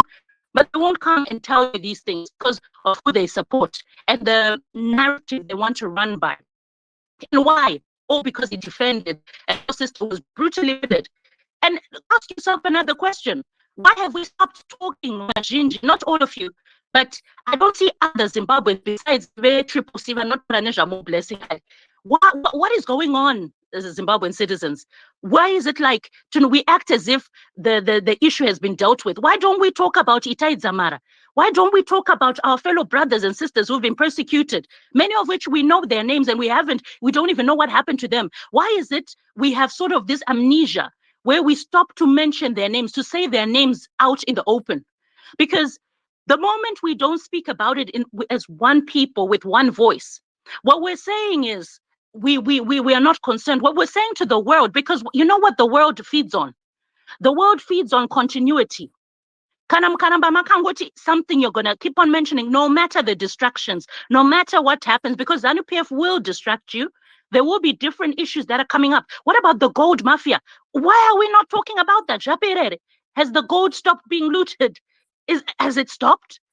I find these are some of the reasons why a lot of the issues that Zimbabweans experience, police brutality, voter intimidation, the reason why they don't, like the world ends up responding to it, is because we ourselves kind of forget about it. Not all of us. I'm not going to say that. I know people I speak with on platforms, and I'm on Champion, in Zimbabwe. We always engage in Denver, Dr. Maifa. They open spaces like this where we talk about it. But what about you who's never opened a space? You who's never spoken on a space? What are you doing about it? When was the last time you mentioned our fellow sister who was brutally murdered?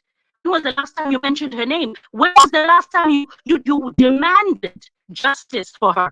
Or did ZANU-PF just arrest someone? Someone has been arrested, justice has been found. Because that is what ZANU-PF does. It makes us forget. It makes people think, even the world think, oh no, we've dealt with an issue where we know nothing has been dealt with. And the only way you can support, all of you, I know you may support different political parties. The way you can support your political parties is by helping them to get these messages across over and over and over again. The attention span here. It is so short that you have to say it about 150 or 200 and 250 times before it sinks in. That is what the world, because when you're looking at the world in general, guys, and I'm going to remind you about the Patriotic Bill. Look at what is being put in place now. If you have meetings, if you do this, it means you're this. This is the moment when you need to start talking about these things before such bills get put into place. And another thing, please, Musa votere again. Any MP who agreed for that bill to pass, all those 99 MPs, you should know who they are. That should be the message you should be sending. If you are going to re-elect someone who voted for a draconian bill like this, you are basically being brutal to yourself. Police brutality, because that's how it starts. The next time a police officer arrests someone or beats someone up, I can't even say arrest. Let's say beat, because they don't arrest, they beat. When they beat someone else, do you know what they're going to say? Oh, they violated the Patriotic Bill. This is why ZANU-PF puts these things in place, so that things like police brutality, voter intimidation can continue. Why? Because they want to stay in power. But the moment you start speaking more about these issues, advocating and actually raising awareness for someone else to start speaking out, because this is the problem that citizens have, and I don't blame them. ZANU-PF creates an environment where you're afraid to speak out for the voiceless. You're afraid to literally speak out even for yourself. But if we speak out as one people, one mind, one heart, the same way that tower was built in the Bible, and God had to say, if we don't put confusion, what they imagine to do, they'll do it. This is the same kind of thing we have here, where we have to be one in our understanding of things. We may disagree with certain things, but overall, we all agree ZANU-PF must go, don't we? Except for ZANU and eventually they will listen to what we're saying. So if we agree that ZANU-PF must, how are we going to make that happen? We're going to make that happen by raising awareness. We're going to make that happen by speaking out for the voiceless. Those brothers and those sisters who've been abducted and we don't know where they are, you need to continually speak out for them, so that ZANU-PF never thinks that you've forgotten. So that ZANU-PF is aware that these Zimbabwean people, if we keep on doing what we're doing, these people will remove us. The same way they decided to remove their own Mugabe, they will be shocked they will remove themselves, just by knowing that citizens have stood up for once as one and agreeing on a matter. So I'll land there for now. But honestly, guys, we just have to keep on supporting each other. When someone is hurt, please don't. It doesn't mean that you have to know them for you to stand voicing out and supporting them or advocating for justice. That is what we want. So whenever you hear that this has happened, and even I pray to the next time situations like this happen in Zimbabwe, mupurisa kana kangoonekwa achirova munhu, people should be brave enough to rally around vachitisiyanai naye. We need to have citizens that has that from vachimira as one. They can't finish all of us. But for that to happen, we need to start understanding each other. We need to start respecting, loving one another, so that in the event that anything else like this happens to a fellow brother and sister, we'll be united in our fight. Thank you so much. I'll let it for now. Thank you very much, Salani, and I'm happy that you have highlighted the fact that in as much as we might have our differences, but the bottom line is our objective is to make sure that the status quo has to go away. But at the same time, even as I see a number of SANU-PF people here, I will never want to make them outcasts. If they would want to engage and speak about what has to be done for Zimbabwe to come right, I always give opportunity, because I really understand that some of them could be, actually all of them, they are just under a bondage. They need to be moved out from there. So if somebody comes and they need to come here and speak about what has to be done for Zimbabwe to go right, we are definitely going to be in the same lane. That's what we do. SANU-PF guys who are here, unfortunately, we are almost getting to the end of our program. But in our program, we always encourage you to come. Let's engage positively, like we have to do when we get into the parliament. We know you guys are going to be a minority, and we will be making sure that you are also given space to speak. But thank you. Let's have, like we said, we are going to be closing our program just right now. When I give you Zimbabwe, you will be giving your submission as well as your closing remarks. All the people who will be speaking will be just giving their closing remarks so that we close. Thank you very much. Go ahead, Zimbabwe. Thank you very much, Commander Ford. Thank you very much, Dr. Maifa. Thank you very much to all the speakers, Dr. Diamond, Mambo Sose, Mr. Knife, Bosalani, Champion, Citizen, Dogs, everyone who has spoken, and all the listeners. Thank you very, very, very, very, very much for your time. These are my closing remarks. I made some earlier remarks, and I mentioned a number of things. It was an impassioned speech, as was said by Dr. Maifa.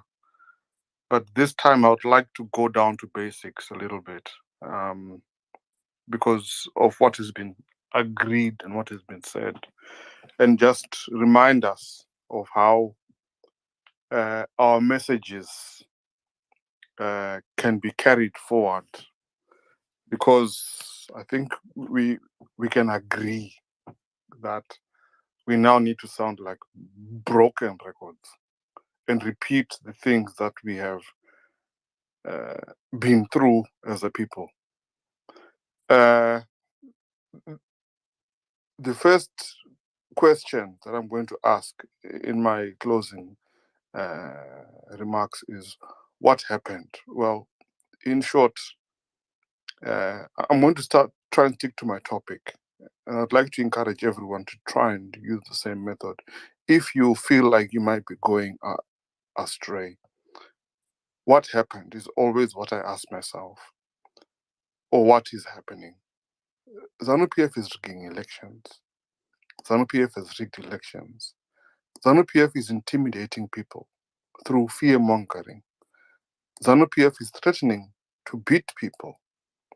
ZANU-PF is putting in structures that are known for being violent and repressive.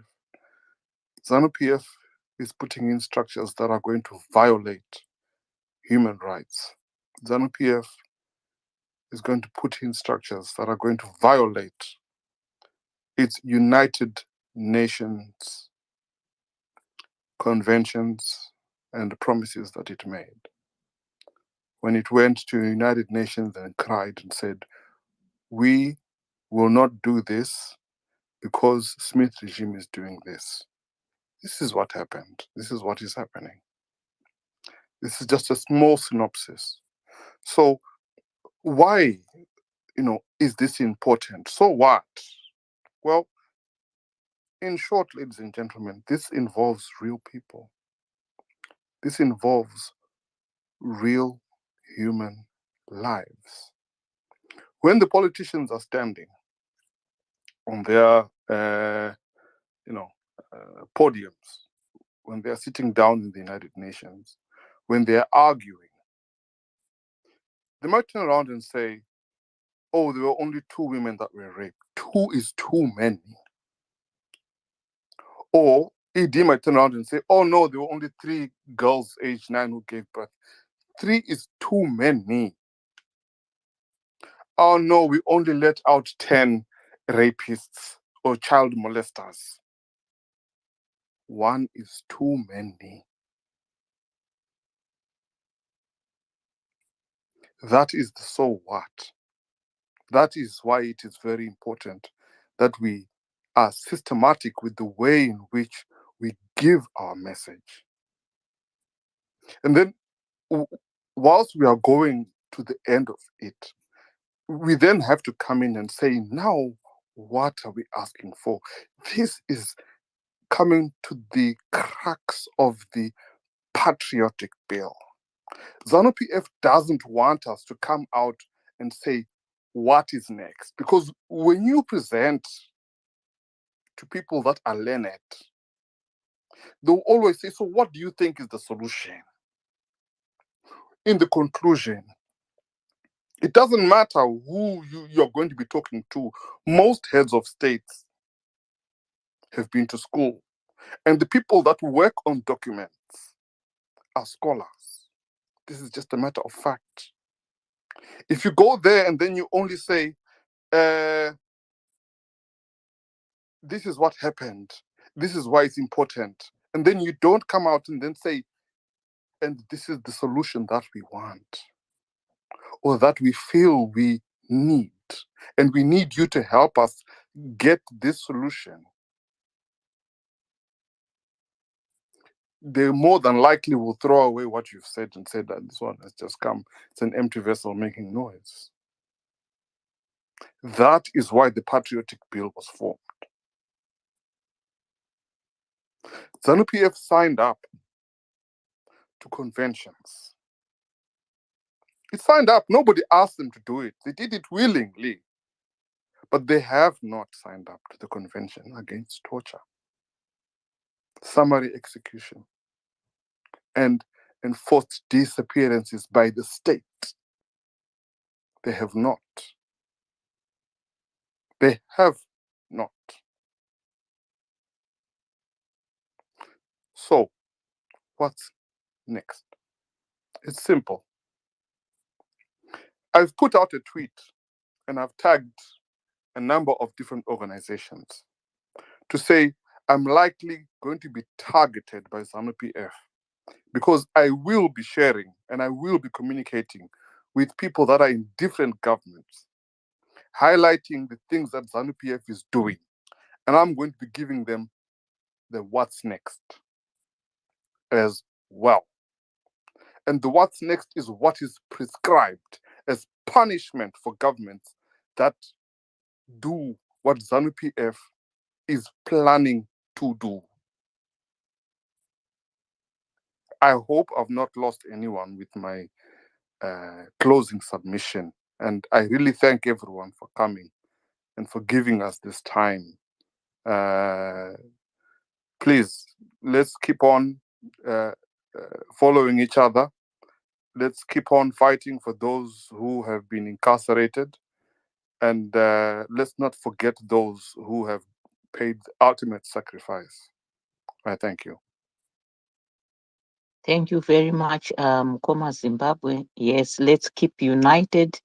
And like you rightly mentioned, for those who are incarcerated, those who have suffered brutality, let's support them. And Mambo Sose has already said that let's stand with families that we know have lost their breadwinners, families of Mr. Tuesday, families of Zamara, Ndira, whoever we know, let's support them so that they know that we are with them. At this point, I will call upon Mkoma Champion to give his parting shots. Mkoma Champion. Oh, maita basa mukatipawo mukana wokutaura. Tinotenda kune vanotiteerera. Imwe inenge isiri nyaya yekugona asi kuti inyaya yekuti tibatsirane. Panguva inoyi, I think I would suggest that all those victims of police brutality, ZANU-PF brutality, and other painful things that have been encountered by the people, we have to support them in whatever form. And also, let's make it a point, and let's make sure that we do try to teach our people, especially in our groups, wherever this message must be sent to each and everybody. Ukaona munhu ane 81 years achiti unoda chigaro, iye ava chirinda chiri kufamba, zviri kureva kuti iwe neni hatina zvakutiri kuita. Whenever you are voting a moving grave, then it means I have stopped seizing, I have stopped living.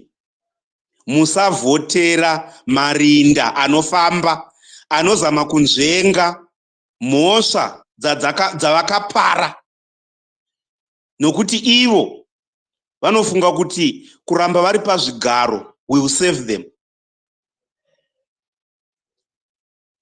Saka inguva, nokuti ma-elections aripo pamberi apo, inguva yokuti iwe neni ngatipinde pabishi.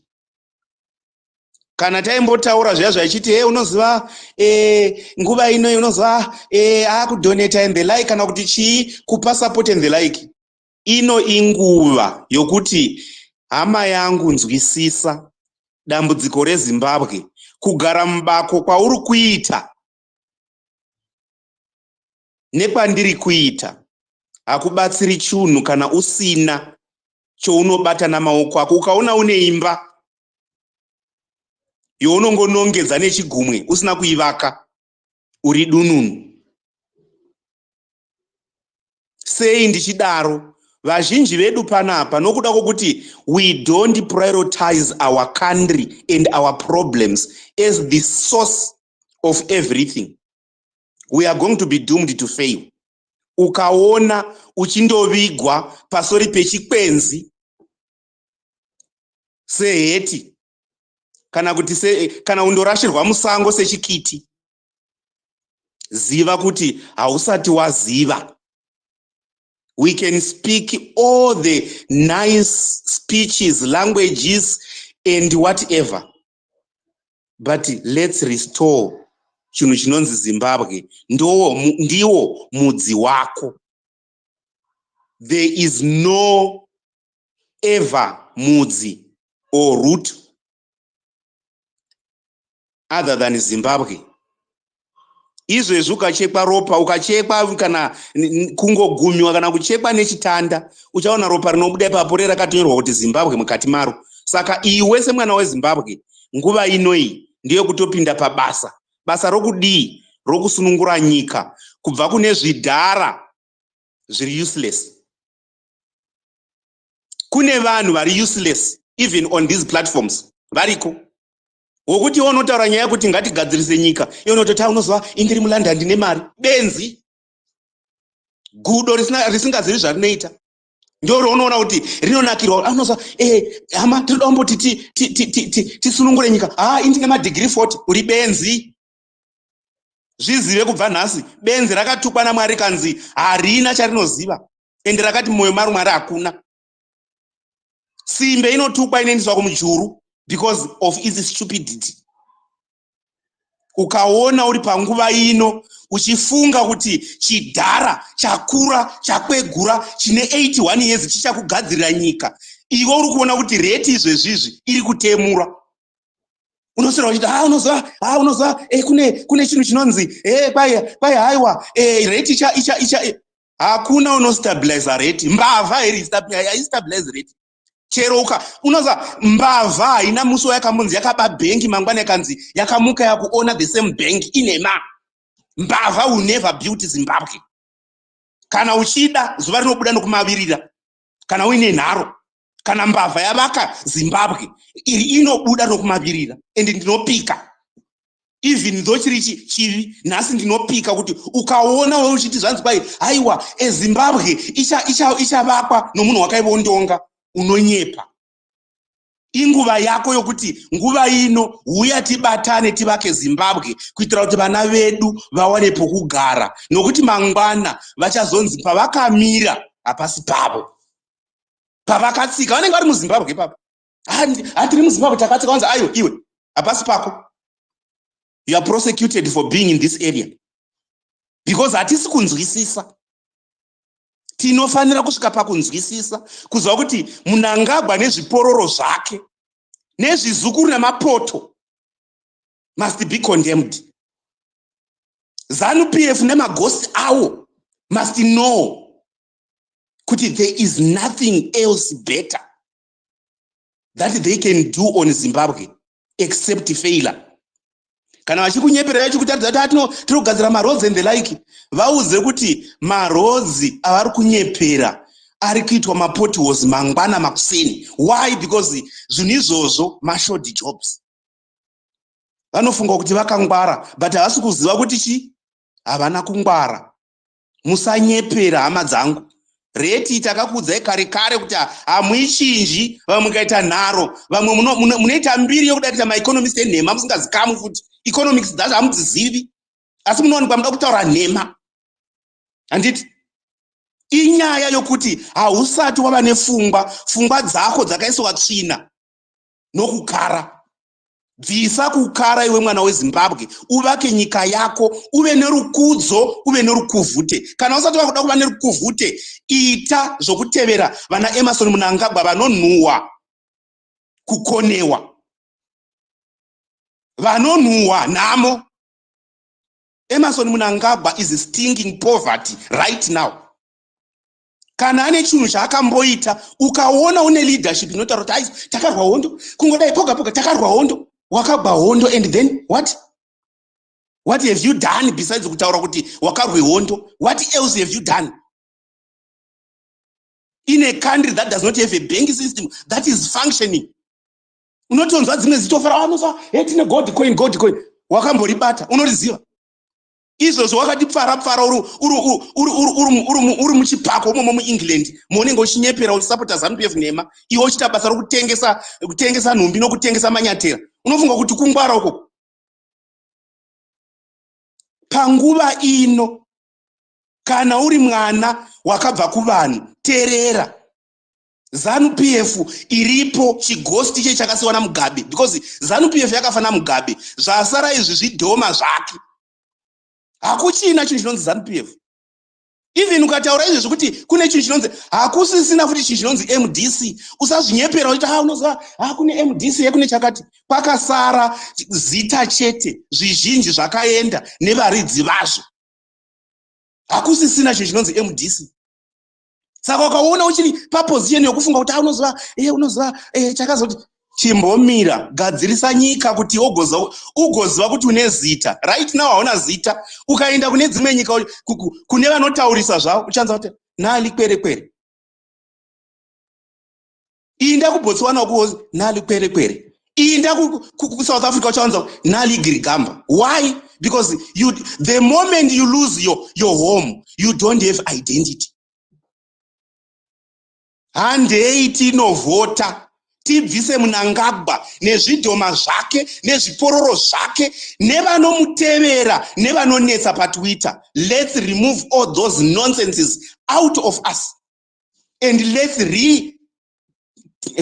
teach them one lesson. Zimbabwe inovakwa nevanhu vane pfungwa dzokugadzirisa nyika, kwete mbavha. People who monetize donations from Russia. milling helicopters and the like. Dununu rinozikamwa nokuchinja mutupu. Simbe inobonekwa nokugova zvomufi. Ndo basa resimbe ro. Ndo saka ichitukwa. Nokuti basa rainogona kuda kudya zvamahara nezvamarema isingashandi. Takanzwa kare zvose zvana kunzvi dhemu chichi zvakaitwa kare. Muna mamwe madocuments ariko. Asi unoona rimwe nhasi riri kufara kuti anoza ndoda kuti kwai game changer. Iyo kareti chiita game changer tioneka. Police brutality must come to an end, and it must be the role of each and every Zimbabwean. Zvenyu zvokuti munoita chispace muchiti Jobs kalanga arrestwe isusu tiri vana nhingi tinokuzivai nguva yenyu ichakwana tichasonga nawo nemi musi wazvinoti zvachinja zvava kwedu tinouya tichikuti nhai handikuhlii and ndinotonamata kuti Mwari ndipe upenyu ndoda kutina vanhu vanoita basa rokuti nguva yekuti tishandire Zimbabwe inake imunoita varakasha. Munoita vanhu vanotumwa nezvinhu zvisina basa. Hamutonyari kana zuva rimwe rounonyara kuti unoziva deno tavaka Zimbabwe tadzokera kumisha tanogara zvakanaka tava nerukudzo tava nedignity taitwa vanhu panyika. Hamuna hanya nazvo. Basa renyu chete nderokuti unoziva deno imasemi nangagwa andipa imwe $10 deno andipa imwe $20 ndozopuwa maini. Ufu wakapuwa maini. Wakashandeiko? Chounopucho chinokupisa maini chii? Wakashande. Kana wakuda kuvaka nyika uchaziva kuti hama nguva ino ndoyokuti tibatane tivake Zimbabwe. Tavaka Zimbabwe tozotaura mberi. Vazhinji vanonyepera kuda unoziva zvakazoti zvikazoti. Nguva ino ngatishandei, ngatibatsiranei, ngatiite zvinoita. Let's go and defend that vote. And make sure that hakusisina Zimbabwe inongoitwa navanhu vatatu vachizviti ndovene vachienda kunana America vachinakirwa vachindomwa tii vachinakirwa vachikwira majeti iwo nongosera uchitiwa basa rokuti wambuzva pano patwita uchiti wambuzva uchifarira kuti wambuzva uchishandiswa. Unoziva takakumirira tiri kuno kuLondon takazodai. Hama yangu Zimbabwe inoda iwe neni kuti tose tigadzire pfuma yamangwana yevana, pfuma yauri kubvumira ichipambadziwa nana Mnangagwa uchifunga kuti wakangwara. Hauna kungwara. Vana vako vachatongwa nevana futi vaMnangagwa, vachaitwa mbato nevana vaMnangagwa futi nezvizukuru zvaMnangagwa nokuti unenge uri benzi risingagoni kurangarira chinhu chakakosha at this point kuvaka Zimbabwe. Ungandivenga, ungandida, asi kana usina kuvaka imba yako yokugara, uchaona kuti poga unoitwa Roger. Sei uchiitwa Roger inyaya yokusanzwisisa. Handei tinovhota. Tobvisei, tobvisa tsvina iri kutungamira nyika yedu.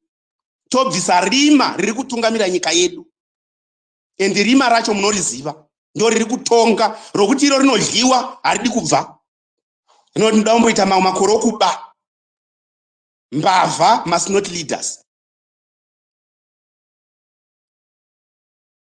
I have no any other words, but ndiri kukurudzira munhu wese kuti kana une zvaunogona kuita, ita basa. Ngatibvisei tsvina inonhuhwa, nhamo inonhuhwa, shuku. Emerson Mnangagwa is another shuku and must be dealt with this election. None else can be done. Let's go and vote. Defend that vote. Make sure that we install a government that makes sure that each and every person is respected. Any government that comes in future that has no respect of human life must be condemned forthwith. Thank you. Maita mukoma champion mambo zvose tokumbira word renyu rekupedzisira after which Dr. Maifa motivharirawo space yedu. Much, Goma Denford. Just a few call to act as we walk the last stage in our struggle. Let's just be prepared to do the best that we can as citizens. Find something that you can do, plug in somewhere. I know most of you here are not in any organized platform or structure, but you come from somewhere. You have a community somewhere. Everyone who is here was born somewhere, grew up somewhere in Zimbabwe. Make sure you are providing support for the people there. Send them flyers, posters. You can do 10,000 flyers with $100 or at most $110. And if you need directions where to go, where it's cheaper for you to make good quality flyers, our candidates in those respective areas will need posters as well, not only for the sake of candidates, but also for the voter education that we're talking about. You can design any flyer that you want in terms of the information that you want to communicate in your area. Let the flyers and posters be in our vernacular languages so that everyone can be able to read them. We do have a number of fundraisers that are going on if you are here and you don't know. And that's one thing that we need to deal with as citizens here. When we have these platforms that you have created, Dr. Gwekwerere, Koma Denford, and many others that hold spaces, let's let them multitask for us. We don't have time, we don't have resources. Yes, we want information to get to the people, but how about we also, get a few dollars from people that would have been touched, that want to contribute, that want to do something to the struggle. Let's have the links up there. We have call to act. We have women's fundraiser. We have youth fundraisers that are ongoing. And we do have, asks or requests from the party for even houses, cars, trucks. We don't have that. We're going to rely on citizens, even on the money. As much as we're going to get people to donate, we also need, things like trucks or cars that our leaders can use.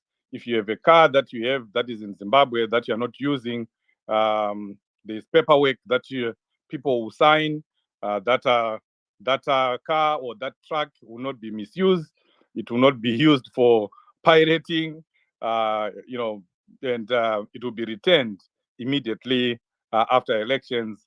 You can also specify where you want the car to be used or the truck to be used.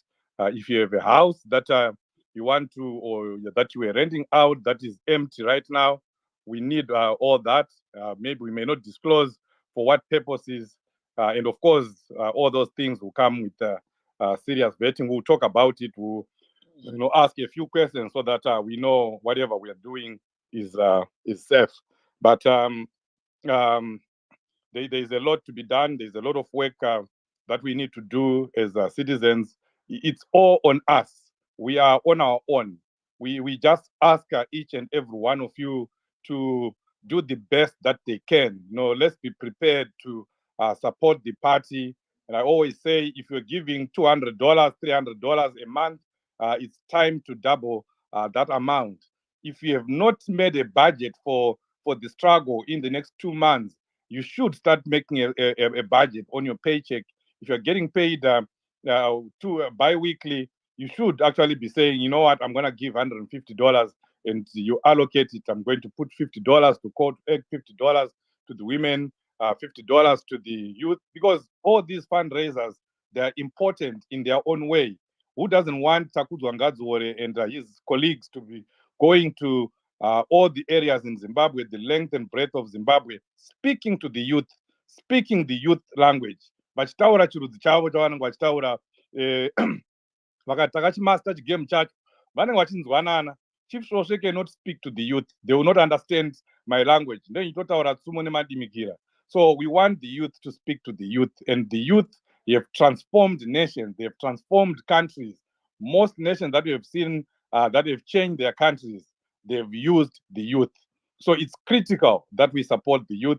Women constitute over 50% of the voters in Zimbabwe.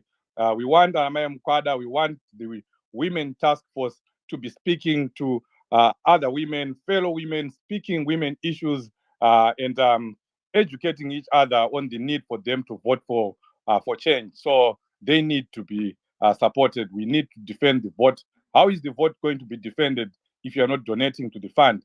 How is the vote going to be got out? Because we need to, even before we defend the vote, we need to get the vote out. The process of getting the vote out involves resources. People need to move, whether it's door to door that is being done or it's rallies that are being done. It costs about $8,000 to hold a medium-sized rally in a small city like Gweru or Kwekwe. If it is Harare, you need about $10,000 to $12,000. So we have already said that we had a record 87 rallies in 2018.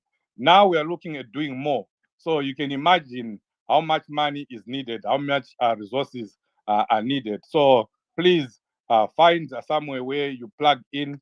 If you are here in North America, we have several fundraisers that we do, particularly, for the people in citizens that are in North America. I'm saying that because of the payment items that are there that you use, Zelle, Cash App.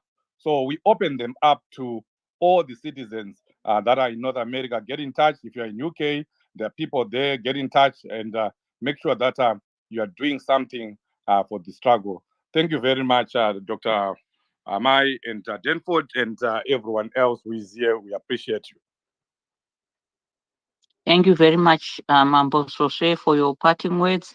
Indeed, ladies and gentlemen, there are many initiatives that we could engage in to assist as we go towards the elections. We are left with just 2 months. Dr. Amai, sorry.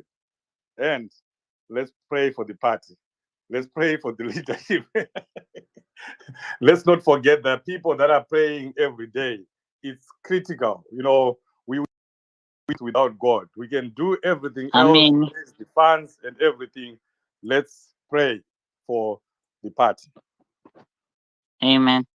So, like Chief Sose said, there are many initiatives. Just find somewhere where you plug in. There's Call to Act. There's CC Direct Fundraisers. There's also MAP as polling station. Freeman Chari is asking us to map polling stations. There's an app there. Map a polling station and adopt a polling station. Sponsor.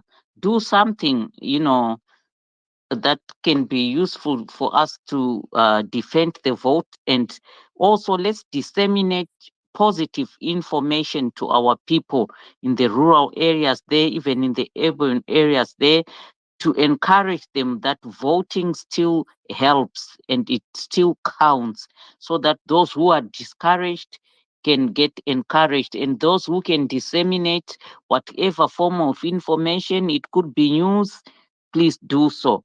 And also, let's continue to pray for the country every day, like 1:30 US Eastern Time, and then UK time, I think it's I don't know, but I know it's in about 20 minutes time in UK and even in Africa. So just calculate from there. There's always prayer. So you can follow Mike Kuku, you can follow Mazmai. Let's pray for the country, because prayer really works. And I want to take this opportunity to thank every speaker, to thank every member of the audience for coming to this platform. It's very encouraging, even, when such topics are organized and people don't attend. It's even very discouraging, because when people come up with a topic, it's something that's pressing and we feel for the people back home. But if we come together as a family now and we are in unity and we deliberate on issues, it brings some kind of hope to everybody. And whatever is happening, even if we disseminate news to those back home, let's present them in a positive way. Tisanyanya kuvatyisa, kuvavhundutsira.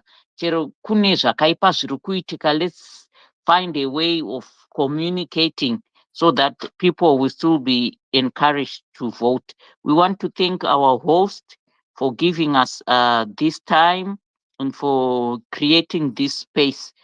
Otherwise, have a blessed week, everybody, and God bless you. Let's meet in 20 minutes time as we pray for our country. Thank you.